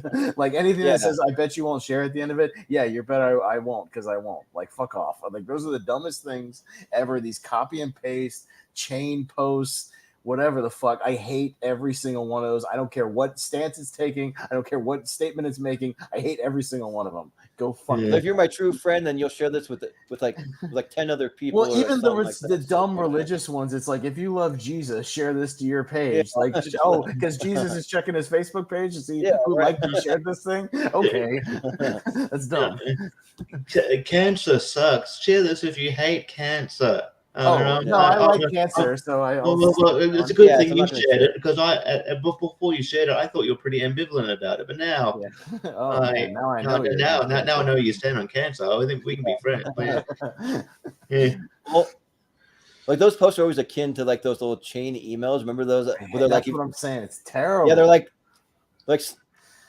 send this to 15 of your friends, or you're gonna have bad luck for the next week, or like whatever it is. Sure. All right. Sure. I'd rather have bad luck. We can get myself. It's only a week. It's fine. I can deal with it. I remember that I got like an actual chain letter in the mail from my cousin that's like, you want to be a part of the longest chain letter chain in world history, and your name could be in the Guinness Book of World Records or whatever. I'm like, oops, I didn't share it. I broke the chain. Oops, sorry. Oopsies. Whoops. Sorry.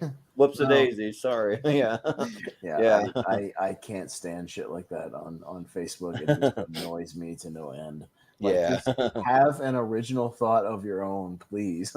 Like, I'm sorry. I don't like that copy paste fucking. I It's like sometimes you I come can up with that tell. on your own, all by yourself. Yeah. Sometimes I can tell right away if it's like even before I've read, but we've worked it out. Even before I've read it out, oh my god, because with some people, I'm like, oh, everything's spelled correctly. Okay, it's a change thing.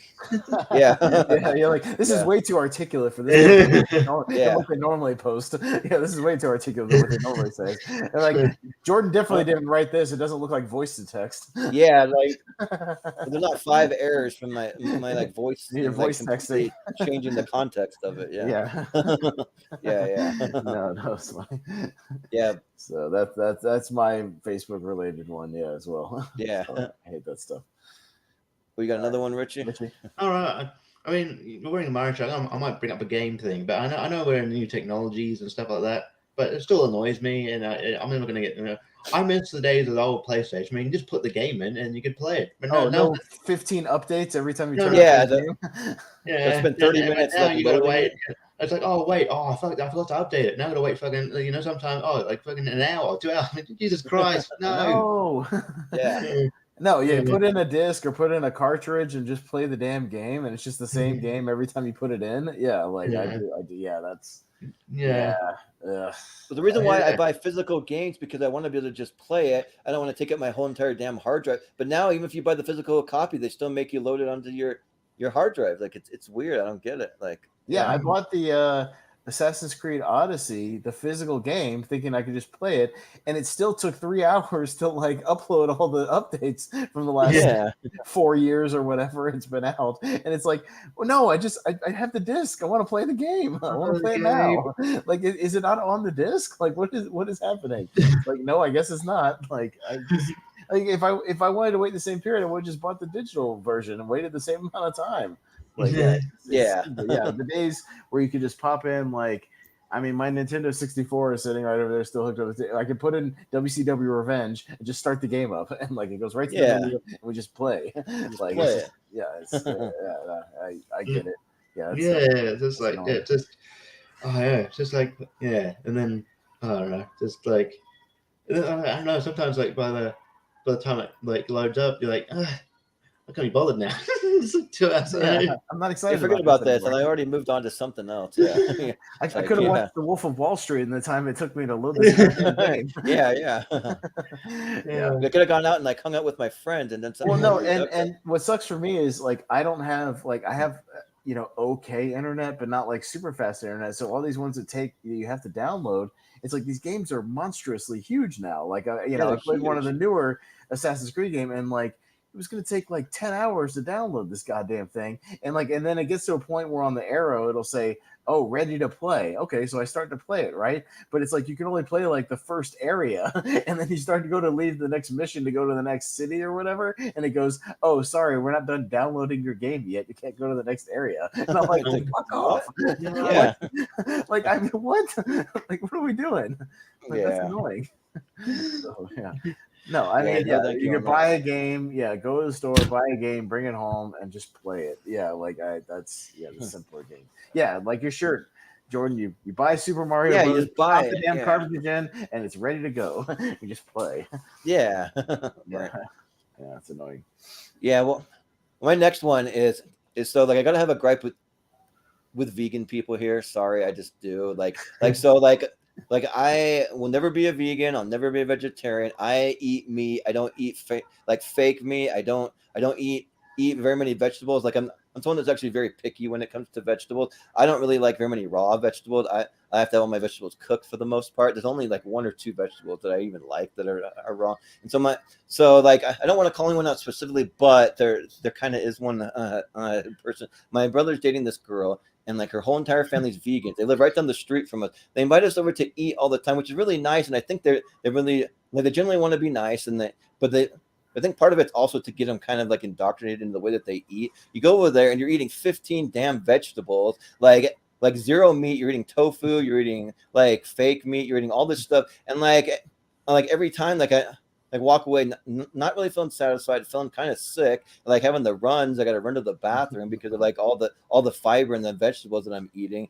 It's like, It's like being vegan is not like a dietary thing. Like being vegan is a choice. There's nobody that's allergic to meat. I'm sorry, you can't tell me you're allergic to meat. And then when you come to my house and I want to make you some dinner, like you're going to refuse to eat it. You're not going to eat meat. You're going to flat out refuse it. So I should go to your house and say, well, I refuse to eat vegetables because I don't like that stuff. So I'm not going to eat it. It's like, no, we just suck it up and eat it, and then just like makes me feel kind of just like out of place. I mean, like, yeah, vegetables are good and they're fine, and I will eat them sparingly. I will, like, because I know that they're good for you, but like I'm not going to just like avoid meat because like you're not going to serve it, and like I don't know, that just a weird thing to me. Like I don't know, I don't get it. So yeah, I don't like it being pushed on me. That's the main thing, when it's pushed on you. So yeah, like my mom's, she used to have a sister that we'd have dinner with all the time, and she would always bring like a vegetarian option, and like she'd be really pushy about it. She'd be like, all right, has anyone tried the vegetable lasagna yet? Like, it's really good. It's really tasty. Like I really like everyone to at least try a little bit. I'm like, no, I don't like that stuff. I don't want it. No. Yeah. Yeah, No, I get it. My annoying thing was I'm a really good on the grill. I cook really good steaks. Like I can make you a phenomenal like medium rare steak that I know you will like, and it's delicious, and it's juicy and fantastic. And my ex, her mom, would only eat well done steaks. And it annoyed me because you're cooking everything out of the steak that makes it delicious. And the fact that you only eat well done just annoyed me because I'm like, no, this is good. It will taste good. It will not taste good if I cook you it well done. If I leave it on the grill an extra 10 minutes, it kills everything about the steak that makes it good. So yeah, that used to annoy me. Like, just as a guy who prides himself on making really good food, Yeah. Well, understand for like people who can't. Some people do have dietary, like can't have gluten. You can't have certain like too many sugars, allergies that kind of thing. Whatever. Yeah, like allergies. That makes sense, but like when it's something that's not even part of your diet, it's a choice you're making, then I'm kind of just like, let me eat what I want. Don't force it on me. Yeah. Next time you go over there, take your own porterhouse steak over there and throw that. Yeah, right. Well, usually I'll just put on. Usually I have to like put on like a fake smile. This is delicious, really good. How'd you make this? That's the just Seinfeld. like faking it the whole. That's the Seinfeld episode, Jordan, where Jerry has to pretend he likes to eat meat. And, oh yeah. When he's with the lady at the steakhouse, and he's just like, "Well, what do you have besides the steak?" And he's like, "Oh, the lamb chops are good." He's like, "How's your chicken?" And he's like, "Oh, it's a stuffed bird filled with gorgonzola." And he's just like, "I'll just have a salad." And the guy gives him a dirty look, like, "You're just gonna eat a salad at the steakhouse." Yeah. And then he's embarrassed later, so he tries to pretend like he likes mutton, and he has a butcher friend that he chews the fat with, and all this shit. Like, he's in an like, don't they have a dinner and where he like puts everything in his pocket? He doesn't want to eat it, so he's like, and then the dogs like eat it. Yeah. The dogs eat it. Yeah. Yeah. Good shit. Well. Yeah, I hate solicitors outside of stores or in parking lots. Fuck you, go away. I don't want to buy your shit. Like, I don't care what you're selling. I don't care. People come to the door, whatever. If I'm going to buy something, I'm going to come to you. I don't want you to interrupt me and bother me during my day. So and I saw this shit the other day. I was going to a TJ Maxx to get some stuff for my dog that passed away like a few weeks ago. And there was a guy like wandering the parking lot, like selling shit, to where like I had to play this game where I was trying to like avoid him going back to my car. Like, go away. Don't fucking bother me outside of these stores in these parking lots. Like, go away. I don't want anything to do with you. Like, I don't care what you're selling, what you're doing. Don't come to my door. Don't come, like, stay away from me. Like, if I want to buy something, I will find you. Like, not the other way around. Yeah. It seemed like it was, leave me alone. That shit is annoying.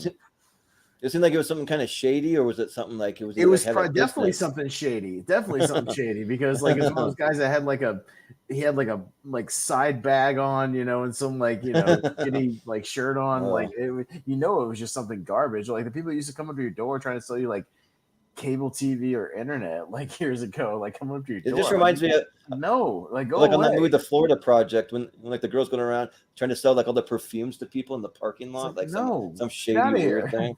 Yeah. Get your shit. Like I think people like sort of those people that sort of drawn to me because like there's this idea that sort of vulnerability. So like, this guy like so I think whenever I see like like a dude or a chick, like if the lanyard, you know, like or Yeah. no. I zoom past. Wheeling faster. You're like no. Yeah. Well, and there's also like I even hate like I'm sorry, but like I'll be walking up and down Main Street and there's 3 different stands where Jehovah's Witnesses are fucking like push their shit on people, and I'm like, get the fuck out of here, like go away. Yeah. Like Yeah, I don't want right. to talk to you. Like I don't want anything to do with you. Like I don't care if you're a Jehovah's Witness, like that's fine, but like go away. Like I don't want to be bothered on the damn street while I'm trying to like walk with your bullshit pamphlets. Like get out of here. Yeah. Like stop handing me shit. Like get out of here.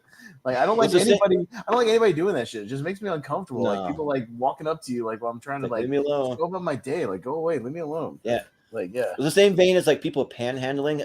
Because especially if you live in the city, like when I lived in Seattle, oh my God, you couldn't walk into a single grocery store without someone coming up to you and like begging you for like spare change. You have a couple $, can you give me this? Can you give me that? No, I'm not going to give you anything because I've literally given money to those people. Like I did it in Salt Lake City, Utah. I gave this guy like $15-$20, something like that. And then I was walking one way and like I was like, oh wait, no, I actually need to go the other way. I walk around the corner and like he was like pocketing the money, and then he gets into a Hummer with some guy and drives off in a Hummer. I'm like, what the fuck was that? Was that like a total scam? Yeah, they're all Yeah. scam. Yeah, and it's Yeah. like really. So I don't really give money to people. There might be some people that are like really do need it. When you see the same person there day after day after day, the same damn person doing the same thing. It's a small town, so I see some of the same people in our town like over and over Like, have again. you gotten a job yet? And I'll slip them $1 or 2 or whatever, and like sometimes we even know their names. Like there's this one guy Jose that just like wanders. He's like the town mascot. He just like wanders around all the time. Like everybody knows him, like whatever. But so everybody's like always giving him shit. But like I don't even like Salvation Army people, Jordan. Like outside the store, like around Christmas time. I don't even like that shit because I feel pressure. Like I have to put $1 in your stupid bucket, like your red bucket. I don't even like that. I'm like, go away. Like, get out like of if I here. don't do it, you're gonna make me feel guilty about it. Yeah, I feel guilty. Like if I'm gonna donate to something, I'm gonna donate it on my time with my money. Well, you know? Like get out of here. Well, the same thing. I'm just gonna throw this one in there because it's actually one of the things on my list. When you go through the checkout at the grocery store or like some retail place, and then they ask you to donate money to like the children's hospital or like whatever, the little donation thing. And it's like, like I'll donate once or twice. I'm not going to donate every single time. And then it just makes me feel guilty when I don't donate. So like, I haven't gotten to the point where like a couple of times I'll be like, hell no, I'm not donating that. That you've already asked me every single time that I check out. And then it's like, do you really know like where the money's going to? Like, does it legit go to that stuff? You don't know. Well, maybe here's an idea. Like store is just. How about the multi-billion-dollar corporation that's sponsoring the charity drive fucking donate the money to the charity? Not me, who living paycheck. Yeah, right. Yeah, get out of exactly. Here. How about the company that's worth $5 billion donate some money to that charity? Get out of here. Yeah, right. Like, what are you doing? Hit up some billionaires. Why are you asking me? Yeah, hit up your stockholders. Hit up your charity, your board members who get $10 million bonuses. Like, get out of here. Stop asking me for $1. Yeah, right. Yeah, but you got another one, Richie? I mean, yeah, it's just like maybe another technology thing. It's always going to be. I don't know. It's just like I don't think it's ever going to change. But like, if you have an issue with the computer and the vagueness of like the computer when that tells you an issue, an error has occurred. Okay, what error? I wouldn't put up this vagueness from a human being. What error? Okay, yeah, it's an error. What? Like, what do you want to do? I don't know. I don't know. We don't even the computer doesn't know. We don't know. Troubleshoot it. Okay. Well, we can't detect what's wrong. I don't. Well, if you can't detect what's wrong, how much? Yeah. I sometimes I just feel technology doesn't like me. Sometimes I'm just like, fuck, I don't. Yeah. Anyway. So yeah, it's just. I guess on those lines too, it's just like sometimes when I do know the issue and I just need someone to fix it, actually, I'm going to scrap that technology thing altogether because there's an issue that just came to mind. When I know, like when I know that I've misplaced something, but I know where I last put it, but then someone who tries to help looking for something like goes and looks in another room I was never in. I'm like, no, I was never there, so don't go, don't look there. I would never do that. They'll look in the fucking, they'll look in a place I'd never go. Like, no, I'm not, like, just Look at I some know random where I guest put it. room or like some random weird Just, spot. just help me look here, and not over there. It's not, anyways. Yeah. So I don't know. I get frustrated there because it kind of doesn't stop me until yes. I definitely would have left my fucking bag in the bathroom or something. Just say go check that. But Yeah. I don't know, it's a little tiny thing. No, that's fine.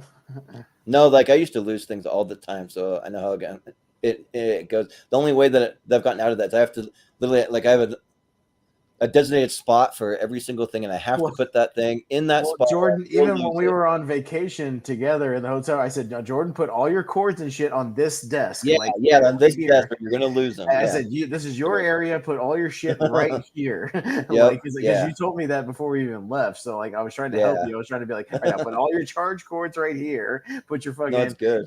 Put this thing here. Like I was trying to like guide you. Be like, no, don't lose it. Don't set it over here. Like put all your stuff on this table, like right here. Yeah. Yeah. Well, I got one that's kind of more of like a funny kind of one, but it is a pet peeve though. That's like when you really got to take a shit, like you really got to go. You walk up to the toilet and like it can happen in like public or even home sometimes. On the freaking toilet's either clogged or like you like walk up right when they're doing the freaking bathroom cleaning and you're like, get out of here, I gotta go. Like move. Like I'm gonna just go anyways. Like, but like I can't go because the bathroom's closed for cleaning or it's just clogged because like they're not really taking good care of their public restroom or whatever. But it's like that's the worst. Yeah, dude, I was at that same shopping center where that guy was in the parking lot, and like I really had to go. And the one inside Target was closed, like just flat out closed. And they had these portable ones outside. I went to the portable ones outside; those were also closed. No. So I go into the Big Lots, and their thing was closed for maintenance and out of order. Then I go into the next one, and the next one was closed. I was like, "What the hell is going on? Are all the bathrooms in the entire world just out of order right now?" It's not like I was 5 minutes from the house and I could like drive back to my house. Like I was like 20 minutes from my house. Like I was like, where do I go? I gotta go somewhere. I was like, I swear I will buy something. Just let me use the goddamn bathroom. Just like I gotta go. I'm like, it's at night if I'm at the train station, they tend to always like, they'll leave the male or female bodies open, but they'll close the the wheelchair ones. Like, oh well, yeah, homeless people sometimes sleep there. It's like, I don't care, but if they're there, I'll just ask them to move. I need a piss. Yeah, right. I don't care. Like, cool, let them sleep there, dude. You don't. I can't get the other one. I like, and I'll unless you want me to pee in public, I'm not gonna, pee on your fucking. Yeah. Well, like one of the funnier ones is like especially when you're in like a big city and like you're like trying to find a freaking public restroom, but they always say like for customers only. So you either have to buy something or like a lot of places that they either won't have a bathroom at all, or it's like, where do your employees go? Like it's just like they're just gonna tell you they don't have one. They don't want the public using it. And like there's one time where like I was in downtown Boise. I really had to go. I went to literally like 10 different places to find a place. I went to a Subway and like they said it was closed. I was like, you better not be closed. This is my 10th spot. If you don't open this now, I'm gonna take a shit on your damn welcome mat. You better open your damn bathroom for me because I'm gonna do it. And like I'm just telling you right now, you better open it. And they still wouldn't open it. They didn't care. They're like whatever. Like we're not opening it for you guys. They're like, it's fine. A homeless guy came in here and took a dump the other day anyway, so it's not. Yeah, yeah. It's like, man, like for real. Like it's Richie, just easier to find. Does Australia have like the UK and stuff? Do they have pay toilets in the public and like train stations? Yeah, sometimes, yeah. Oh, that annoys the shit out of me. Like when I went to England, I was 21, and like it was in one of the train stations, and like it was like a quarter to like go to the bathroom. I was like, what the fuck? Like, what? And it was like a turnstile. I was like, what is this shit? Am I going on a ride? Like, what is going on? Yeah, I remember that. I used to do a joke sometimes where about like I had to use one in France really badly, and then like I didn't know French, so I was like and then like finally found one out in the middle open in a train station. Yeah, it was one of those ones, and it was open, and then it was like luckily I had just done a business, but it didn't switch open. It was like I was like the worst prize in a game show. Just like find door number one. Here Oh you go. Oh, it's a dirty Oh, toilet. Thank you. Dirty toilet. Yeah, listen, and I'll just say this: if I'm paying for it, it better be like the most pristine bathroom I've ever been in. I'll tell you that. Like that's I mean, if I'm paying for it and I'm paying for like a crystal clean bathroom with an attendant in there like 24 hours a day, okay, fine. But like if I pay for it and it's still disgusting and dirty, like screw you. Like I'm gonna piss all over that seat. Like, I don't care. Like that's on you then. So well, I mean, we covered some of the movie ones, so I'll skip the movie one I had because we kind of already touched on that. People who talk and have conversation on their phone on speaker. Screw you. I don't want to hear the other end of your stupid conversation, like on full blast. So it'll be like, yeah, what are you doing today? Well, I'm gonna like on the speaker. And I'm like, what the fuck? Like, you have this thing where you can put it up to your ear and I don't have to hear the other part of the conversation. Like, what is this obsession when people listen, like having conversations on speakerphone? I hate that. I can't stand it. Like, what is that? Yeah, and it's kind of weird because like it's not just like a certain demographic. It'll be young people, it'll be old people, it'll be like just random people. I don't understand what that is. Like, what is the fascination with every like? Do you want people to hear your entire conversation? Like, I don't. The reason I talk on the phone is so the people don't hear my other part of my conversation or what we're talking about. Like, and usually they don't let the person on the other end know that they're on loudspeaker, so they could reveal something. Yeah, they can say something embarrassing, and everybody's gonna hear it, like on the aisle in the grocery store or something. Like, what is? Yeah, I don't understand this thing with the speakerphones. I don't know. I guess similar to that, people, if you're on public transport or whatever. People who decide, hey, you need to listen to whatever music I'm listening to. The music that happens all the time. It's like there's a reason we invented earbuds and headphones, so you can listen to whatever you want just for you. I don't have to listen to your shitty music. Yeah, we don't want to listen to that. Yeah, well, they did a thing on that like prank show that just for laughs where they like go into like an elevator or like into like a bathroom and they have it on speaker and then they're like purposely talking loud, but it's a prank though. So like, oh yeah, oh no, I can't talk right now. I'm on a lift. What? I'm on a lift, and they're like screaming it because they're on an elevator or whatever. And then they're like, no, I'm in the bathroom. What? No, I'm in the loo right now. I can't speak to you. I'm in the loo, and like people are just looking like. Did you guys ever see that clip on one of the old prank shows? But it was from like the UK or something, but it was deliberately silly. Where a guy had like a 5-foot tall phone, like a person-sized phone, and he just went, "Hello." It was called Trigger Happy TV. Trigger Happy TV. Yeah. Goes, hello. Love that what? Show. Yeah, I'm on a cell phone. And he's like holding it with both of his hands up. And it was like comically large. I thought that was the funniest shit. Yeah. I'll have to find that clip after we go off the air because that shit made me laugh so hard back in the day. Yeah, same here. Oh my god! I remember what it was called. Stuff. Yeah, that was. I don't remember what it was called, but it was like a minute-long thing on the thing. It was fucking hilarious. I think it was like one of the Family Guy movies, the Stewie Family Guy movie they released on DVD. It was like those two. It was like going Stewie's in the lift with some dude. He's like, "Want to pick you up? Want to pick you up? Want to pick you up? Want to pick you up?" And then like Stewie, you see Stewie exit the lift, and then there's just blood all over the lift because he fucking kills him. Oh yeah. Oh man, that's awesome. Yeah. I got a couple more left. You can just maybe do a couple more, but you got another one, Richie? I guess I should probably do some more unique ones.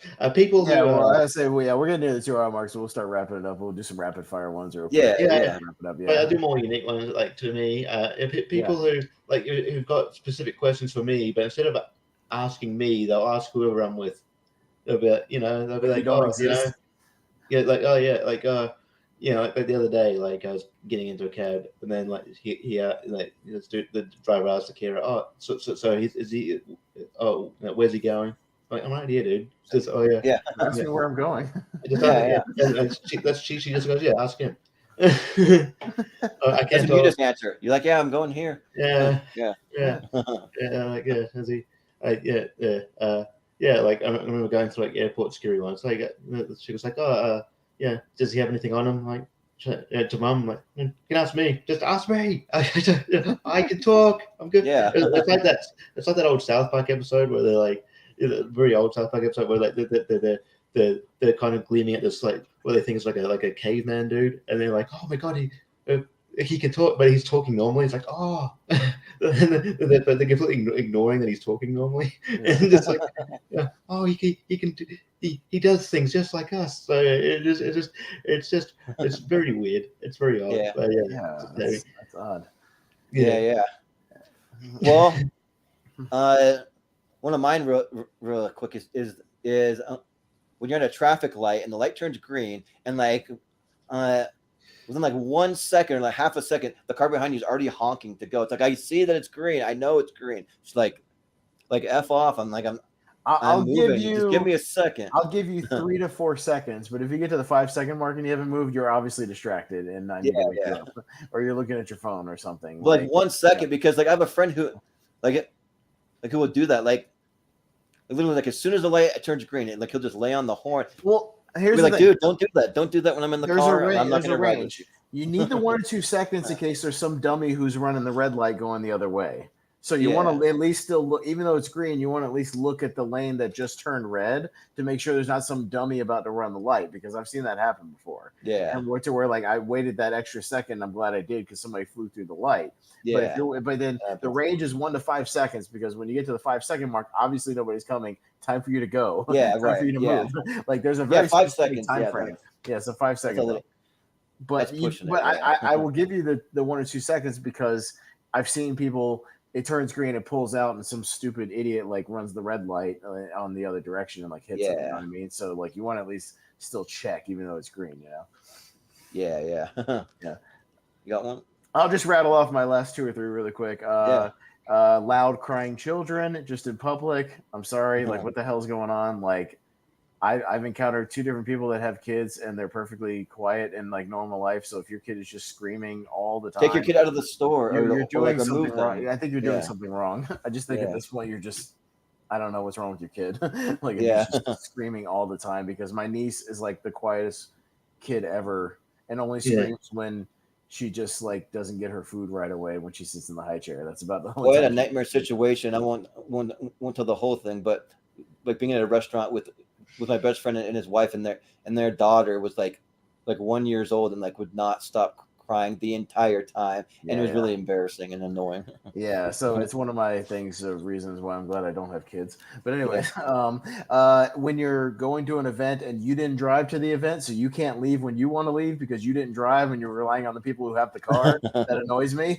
And I want to leave. Like I'm tired. I'm done with the night. It's been like 2-3 hours, but I can't leave. I'm waiting for you. Like that annoys me. I almost had that happen recently.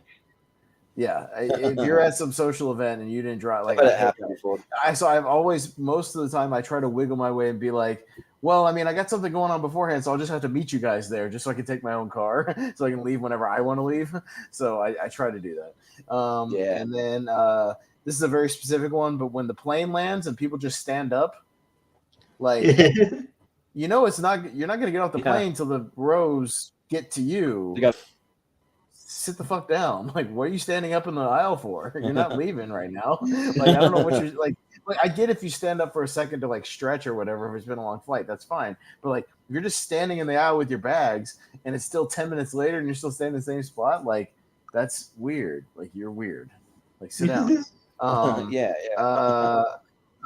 If somebody's sitting next to me and they have the ADD thing and they're clicking their pens over and over again or flicking some shit like 100 times, like that shit annoys me. I will call you out. Sorry. My grandparents get really annoyed by that because I have ADD and I'll be the like pen clicking. Yeah, like, Jordan, I will call that shit. So it's like, I'm not trying to be a dick, but that shit's annoying me. Stop. Like, I'll call it out. People that order very little that are with our group or my family, and then they'll eat my food. Like, I would have ordered you fries if you wanted fries. I'll pay for it. Stop eating my fries. I ordered my shit. It's my food. So don't eat my food because I ordered the food. It's not my fault. You didn't order food that you wanted. Like, order your food. Yeah. Or they ask you if they can have some as they're like reaching for and just grabbing it. No. Oh, I can have some of those fries, thanks. It's Yeah. like, Oh, can no. I have some? No, you can't. Like, you should have ordered fries. If you wanted fries, Yeah. order fries. Like, that's on Yeah. you. And when people panic when it starts to lightly rain on the road and like immediately slow down to like 30 miles an hour slower than what it is right now, and that's what causes traffic. Like, Yeah. get that you slow down a little bit because it started raining, but if it's like lightly raining, you're fine. Keep driving. Yeah. Don't panic. It's rain. It's water. I'll say the same thing for even Be okay. very light snow because like I grew up in a place where it snows all the time, so I know how to drive in snow. Some people don't. Yeah. So, Yeah. but yeah, my little other things that annoy me. Those are most of my list, though. Richie covered a lot of the movie ones. I was just gonna say, like, it doesn't really apply anymore. It used to apply to like now that we have reserved seating in movies, it doesn't really happen as much. But like when there used to be before there was reserved seats before you picked your seat. If like you'd be sitting in a theater and somebody would either sit right next to you or right in front of you in a completely empty theater. Yeah. Like, Oh yeah. why? There's 200 seats and you sit right in front of me. Like, why? This is why even when I reserve seats, I sit on the end of the row. Always. I always sit on the aisle seat because I just don't want to sit near anybody, even in a reserved seat. Like if I can help it. I want to sit by myself because I am by myself. Yeah, So. yeah. I totally get it. But Richie, anymore? Yeah, you got any last ones you want to rattle off a few if you want? I guess like any things I can think of, like sort of movie related. We've talked about before. Posters that are too busy. I don't like that. Don't like too busy posters. Like the Scream. The same way with like T-shirts, like people that wear T-shirts that are too busy. They do that in like Japan and like some countries like that wear really busy stuff. Yeah, like we were talking about, Richie, all the just lazy photoshopped heads on the poster. Yeah, the Scream 6 poster's ugly. Yeah, that one. Yeah. Ugly, lazy. Like the one when we talked about the Scream 6 one, if it had just been the Manhattan skyline with the ghost face in the clouds, that's a cool poster. Like, go with that. That's cool. But then they like have that, and then they Photoshop all the faces all over it. It's like, stop. Like, leave it at the ghost face looming over the city. That's a cool poster. Like, sometimes I'd like to do an actual tournament fight where we all pick like 12 of our favorite posters and we just vote just based on the movie poster alone. I think that'd be kind of cool. Yeah, it'd be hard to do though. We'd all have to like find the exact ones and link them and save them. It'd be kind of a little tricky. Yeah, tricky, but I'm sure we could pull off at some point. So yeah. So this is a very niche one, but it's appropriate because UFC's on today. Their use of the term co-main event. It's not a co-main. Co-main means it shares main event status. It doesn't. It's the semi-main event. It's not a co-main event. If you have a co-main event doesn't exist. A main event, it means like it's the one. Like if you have more than one main event, you have no main event. Okay. Yeah. It's one main event. Right. It's just a semantics thing, but yeah, like if there's two main events on one night, you don't have main event. Okay, it's not the main event. So it's just, but yeah, you know what I mean. I don't know, just kind of things like that. I don't know. People, if I'm running a room, people going purposely. People going over their allotted time. I'm just, Well, I mean, you can apply that to. I've refereed many a wrestling show where one match goes way longer than they're supposed to go and screws up everything on the show because they decided to go 10 minutes longer than the 8 minutes they were supposed to go, and it ruins everything. I'd imagine it's the same as a comedy show. Somebody's supposed to do 10, and they do 20, and it screws up everything. It's like way past the light or whatever. Yeah. It's like, dude, like, why did you do longer? I was doing well, man. I don't care. Get off when you get off. Yeah. Have you ever gotten bumped before by like bigger comments? Like from a gig before? There's been a couple of people where like when they've been in town and stuff, but that's fine. Yeah. But it is I was what gonna it say, is. like, as long as you're not like missing out on like money you were supposed to make, that's fine. Yeah, that's all right. I still get hanging out and stuff. Sort of thing, things like that, I guess.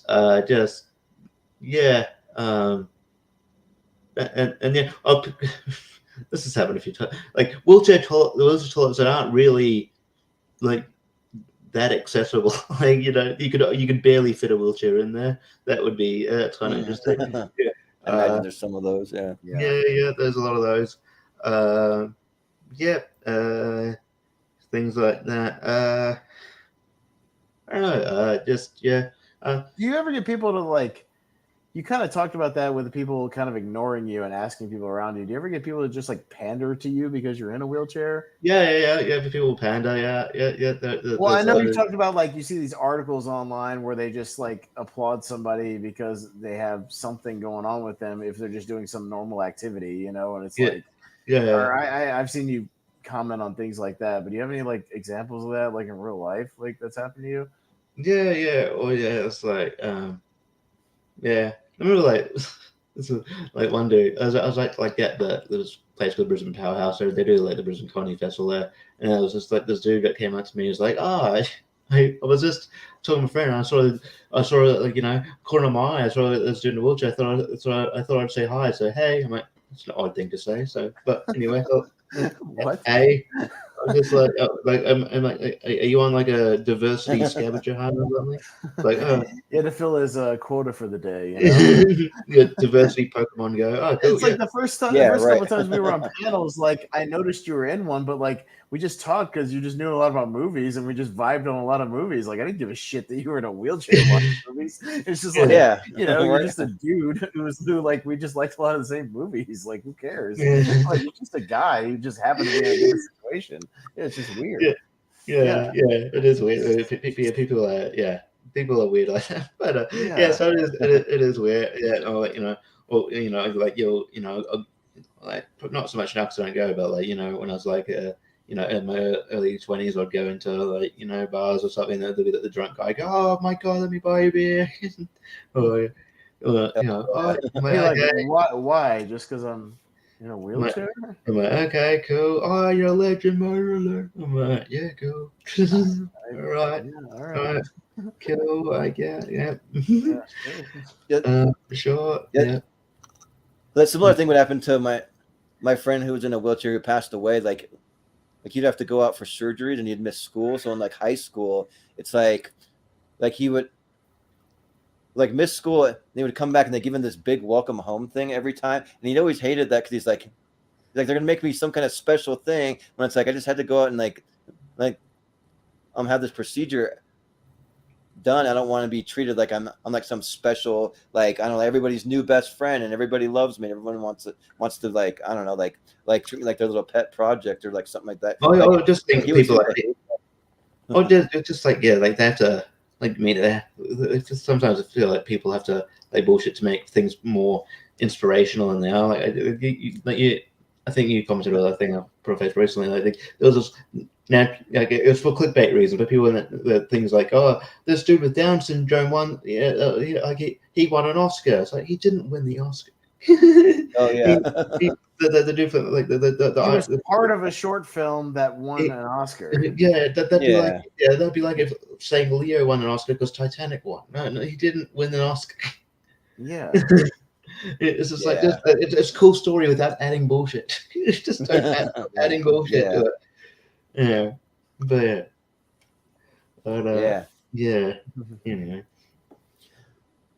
Well, I've got a couple last ones I can rattle off quick. I'll try not to do too many of them, but a few. So one of the things I hate when you go to buy clothes and you can't ever find anything in your size, but there's like 20 in extra small. There's like 5 in like 3XL, but you can't find something in your own size. I'm like really, like, I mean, that's not always like anyone's fault necessarily, but it just gets annoying though. So there's too many people that are my size, I guess. And also I'm a bit of a clean freak. I like to keep my surroundings pretty clean, pretty organized. And like, I just don't understand people that can just live in their own filth or just live with like super messy houses where they just never pick up or never clean. It always makes me feel really kind of gross and like weirded out. I'm kind of like a little uncomfortable but the thing is, like, I understand like my surroundings aren't spotless because the main reason there's just not enough time in the day. Like you get busy, you don't have time for My things. thing like is things happen. the car that is loaded with garbage. How do you Yeah. drive around in a car Well, yeah. that's loaded to the brim with like garbage? Like Well, those- soda cans and or you can even trash, see yeah. those like in the parking lots, just like walking around, like some car that's just like loaded with trash.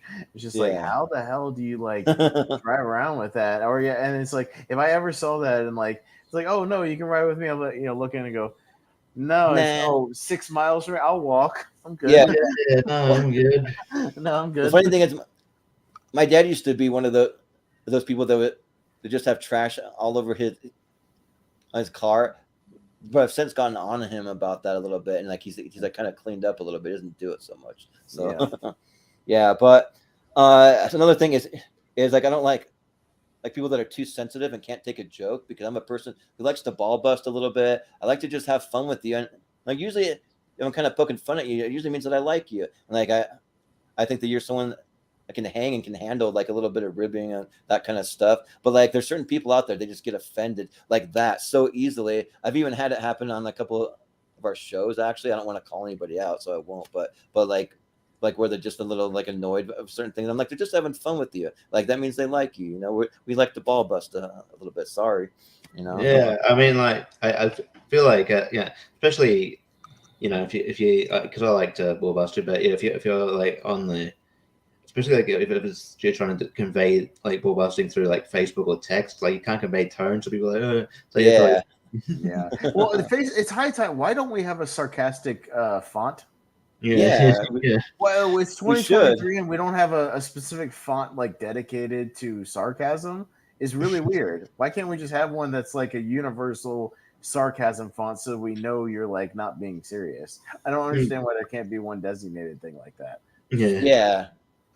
We really should. Like sometimes if I'm really trying to be sarcastic, but it just takes forever to do it, you can do it where you make every other letter capitalized, and you're being kind of silly like that. That takes forever to type that shit out. I know.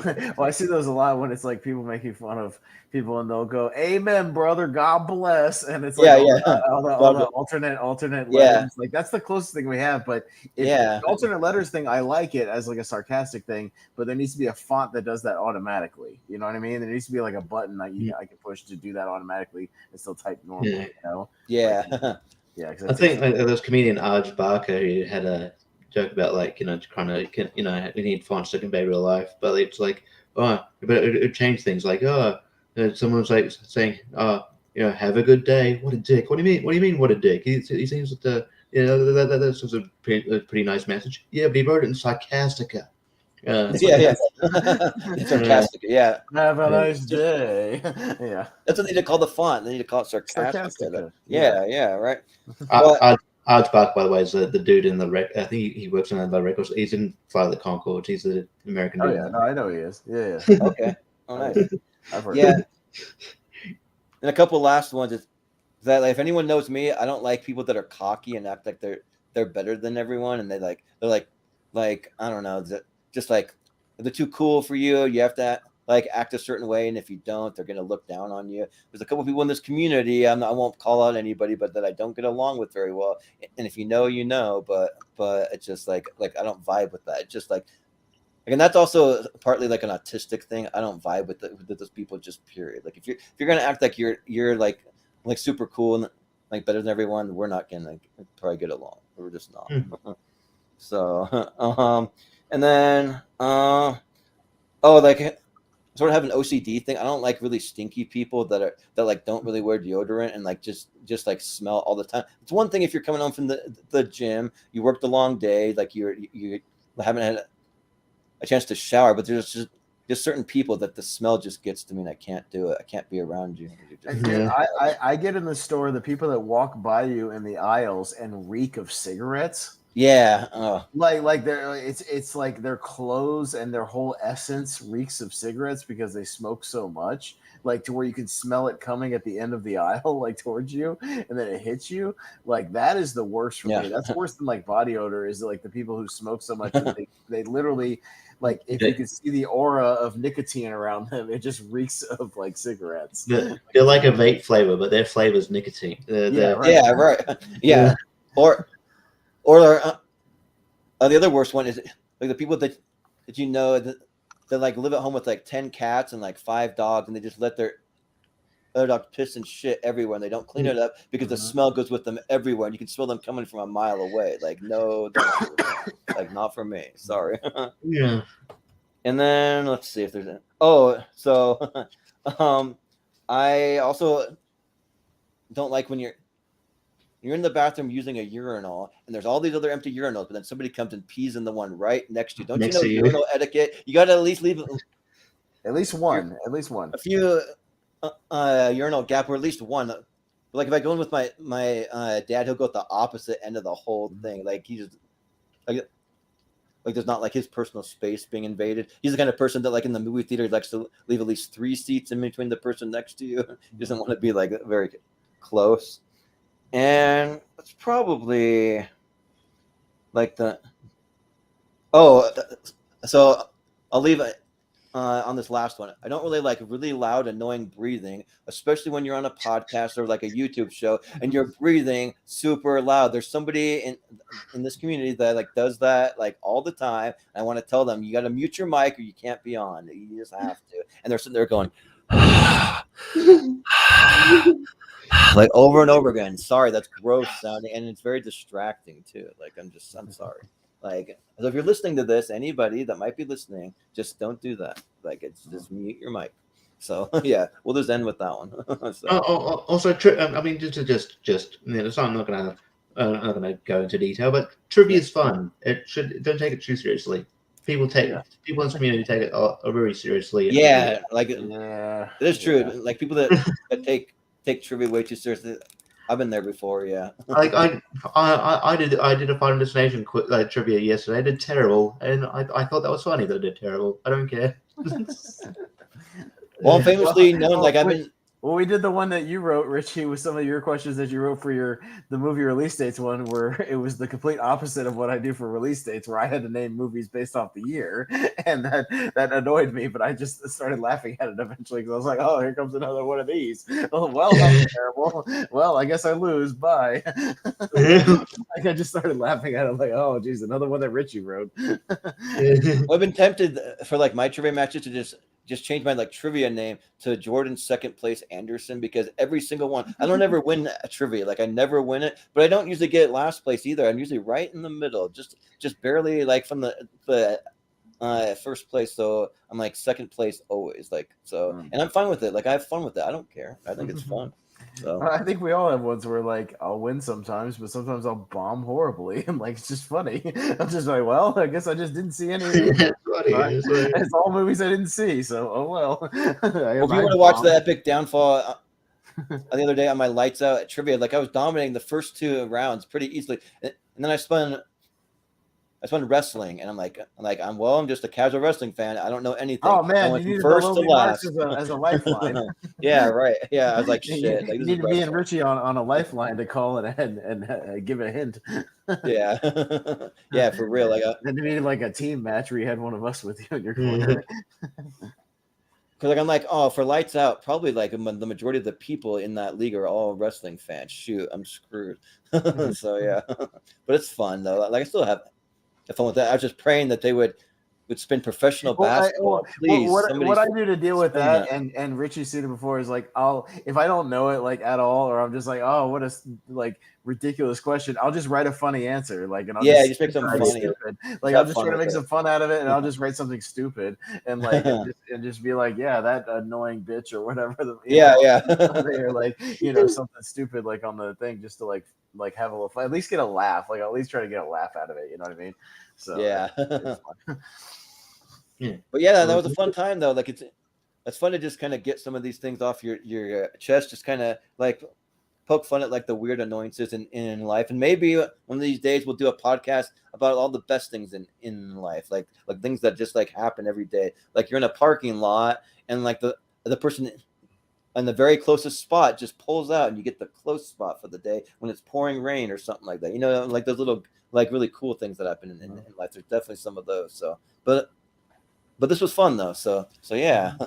So thanks, guys. Be like Zombieland, where he's like, you got to enjoy the little things. Yeah, you got to enjoy the little thing. Yeah, like we'll make a list of like little things that like they may seem trivial, but like the little things that make you happy, like that you're just like, oh, like you're driving home and there's a lot of traffic lights, but you catch every green light on the way home. Yeah, right. Yeah. And you just sail right through, like straight through to your destination, like no problem. Like that's a good day. Yeah, or like really good smells, like fresh baked cookies in the oven, or like the smell of your fabric softener in the laundry, or whatever. Just little things, Yeah, Sure. like because for me to go along with the list of all my pet peeves, I've also been keeping another note of all the little things. So yeah, there's this book that this guy used to write a series called The Book of Awesome, and they're like all the awesome things that can happen to people and things people kind of take for granted, So yeah, we can think about that maybe down the road a little bit. So yeah, but yeah, this was fun, guys. Thanks again. So I think that will do it for this podcast episode. So yeah, and for next month we haven't really decided for sure, but we have a couple of the ideas we've been kind of kicking around. Like I've been wanting to either do the like our favorite sketch comedy sketches, or like maybe our favorite movie trailers. We've talked about that one. Even doing like a little tournament, like the best TV theme songs. We can actually play them on the podcast. So those are just a few ideas of like some things. Well, I think we could even cater that. Yeah, like I want to do the trailer one really bad, where we each come up with like our top 10 favorite trailers of all time. Because that'd be cool to play. Because like I like a good trailer, like a really well made trailer. Yeah, I love. And yeah, we could each do our own favorite top 10 TV themes of all time and play them on the show, or just play or play the actual just like 60-second intro to the show with the theme or whatever, and play those. So. Yeah, I think we could do that for sure, especially on the Patreon where you can actually play them. Like I think that'd be good. Yeah, that's the fun thing about having a Patreon. We can play these things and not get a copyright strike. Because like for anyone that's watching, I do have our last episode of trivia over on the Patreon now, because like it got blocked, but didn't just get blocked for like a 1 second thing of like Puss in Boots, a little image. Like it got blocked for like 3 songs or something like that. So I'm like, yeah, we got to have it over on Patreon. Yeah, that's okay. On the Patreon, but to watch those, it only costs $1 to watch. So if you're watching this, then just tell your friends. Like if they want to watch it, they're wondering where those episodes are, they're over on the Patreon for only $1. So that's as cheap as I can make I'm it, down for the trailer thing. And yeah, for these episodes, we usually do 3 people. So either be Richie or one of the regulars, on our show, Jacob or JPO or or Chris Scott or whoever. So yeah, well, we can definitely do the trailer thing. Maybe we each bring our top 10 trailers or something like that, and I'll put them. I'll make it easy. I'll run it off of mine so it won't screw up Jordan's computer. I'll put them all. Make a playlist. I'll put them all in a nice playlist like we did for the wrestling themes thing. Yeah, ready to go. Yeah. Mm-hmm. Yeah, I've already got like maybe 4 or 5 trailers, and yeah, if everybody sends me the specific link of like the exact one, because sometimes there's multiple trailers for movies. Like you send me the exact one you want, and then I can like put that in the playlist and have it ready to go. So yeah. Yeah. Mm-hmm. Yeah, sounds good. Well, we'll do a couple quick plugs, and then that'll do it. So, with Richie, where can we find you? Combat Wrestling Trivia. I do trivia there. Next match is Hunter Chambers next week. At some point, you can find me on here doing Lonely Marks. I think the next fight we're doing is a Dream WrestleMania card for next year. What we'd like to see. So I've got to get to that. You can find me, obviously, Tournament Fights, T-Ranker. You can find me, on JPO's channel doing wrestling trivia and movie trivia. You can find me tomorrow doing ranking the wrestlers more most deserving of overdue for a Hall of Fame induction. And you can find me, on JPO's channel doing a draft of the four Chris's. Chris Pine, Chris Evans, Chris Pratt, and Chris Hemsworth. So nice. So we need to do a tournament fight of that one day when we do all. We actually have it on the schedule, but just for like later in the year. I think we have it for like November or something like that. Are we gonna do it to where it's like the non-MCU stuff, just to exclude that, or do we include the MCU stuff? That's the question. Well, I mean, I kind of feel like we maybe do include it just because we actually have like a not the MCU tournament coming up that's going to be like all the biggest stars, but from the MCU, but like not their MCU stuff, all their other stuff. So we also have that too, which Malcolm's putting together. I think he might even have like something put together. And Richie, y'all got to quit watching Asylum movies for your telling the streaming show. You got to stop. Like you're gonna drive yourself nuts watching 500-mile-per-hour hurricane or whatever the hell you're watching over there and all that garbage. Yeah. Like, you got to stop with the Asylum. I know it's easy pickings and Tubi has a lot of them. I get it. Transmorphers, Atlantic, all that crap. But like you're gonna drive yourself crazy. You got to watch some stuff that's like it's like regular movies that are like kind of bad but fun. Like get away from the Asylum shit. You guys are gonna drive yourself nuts over there doing that now. Yeah. We're definitely moving away from it. Yeah. So yeah. Again, if you ever need suggestions, just let me know. I'll find you some stuff that's fun, like Chopping Mall, like stuff that's like kind of bad but kind of awesome at the same time, to watch. Chopping Mall's on my list. Yeah, Chopping Mall. Yeah. I mean, stuff like that's like silly and over the top and nonsensical, but like really fun and entertaining. Like give you something to talk about. So. Yeah, or just have like a once a month Asylum or once every other month, something like that. Yeah, you got to save the Asylum for a special occasion. Yeah. No, we're definitely. Yeah, I'm definitely Asylum out for a while. You can only watch so many movies with Jimmy J.J. Walker or like Casper Van Dien or or former Baywatch stars. You know what I mean? Like, that's about all you can do on those. Yeah, Yasmin Bleeth or whatever. Baywatch people. Yeah. Well, Austin, where can we find you? I don't have much this week. I'm taping stuff this week that won't be released till later. I'm taping my Battleground title match this week, but that won't be up till May. I'm going to be taping my episode with Cousin Ryan for Beyond the Neon Veil because he wants to talk to me about my first time in Vegas that I just got back from. So, I think my episode's up there. I saw your episode up there. So I he wants to talk to me as a person who's never been, a 36-year-old guy going to Vegas for the first time. So, what it's like for the first time in 2023. So we'll talk about that this week and. Not much other than that. So I think I'll finally do JPO's little tournament trivia this week at some point because we were going to do it Wednesday night, the day my dog passed away, so we had to postpone it again. Oh yeah, that's on me. But there was a special circumstance, so I think we'll get. Yeah. Well, sounds good. For the podcast, I won't promote too much stuff, but. Just what we have coming this week. We're doing Jacob Barber's birthday tournament. We're going to do his favorite year from every movie that he's been alive. So that'll be 32. We're not going to include this year because the year is not over. He doesn't know what his favorite movie is this year, but for every other year starting from 1990. And that should be a fun one. And then we're since Malcolm Lay has the same birthday, we're doing a birthday episode for him also, where he's going to do 64 New Zealand actors, and he swears we're going to know all of them. I call hooey on that. Yeah, right. I'm calling bullshit on that premise. I'm sorry. Yeah, well, we'll see, but okay. Supposedly Steven Shepard, he's going to be on the episode. He said that he looked it up, and he's like, actually, there's way more actors you would recognize than you would think on there. But I'm just going to go in and be surprised. I'm not going to look up anything. I just want to be surprised. Yeah. No, I want to test the theory. That's why I'm not doing any research going into I don't want to see the list because I want to test the theory that I'm going to know every one of these 64 New Zealand actors because I'm calling BS on that. Yeah. But, and then for Friday's episode, we're doing our best movie teams part 2. So that's coming up. So we got that one. And then we'll be getting into some animated, our best movies of the 2000s.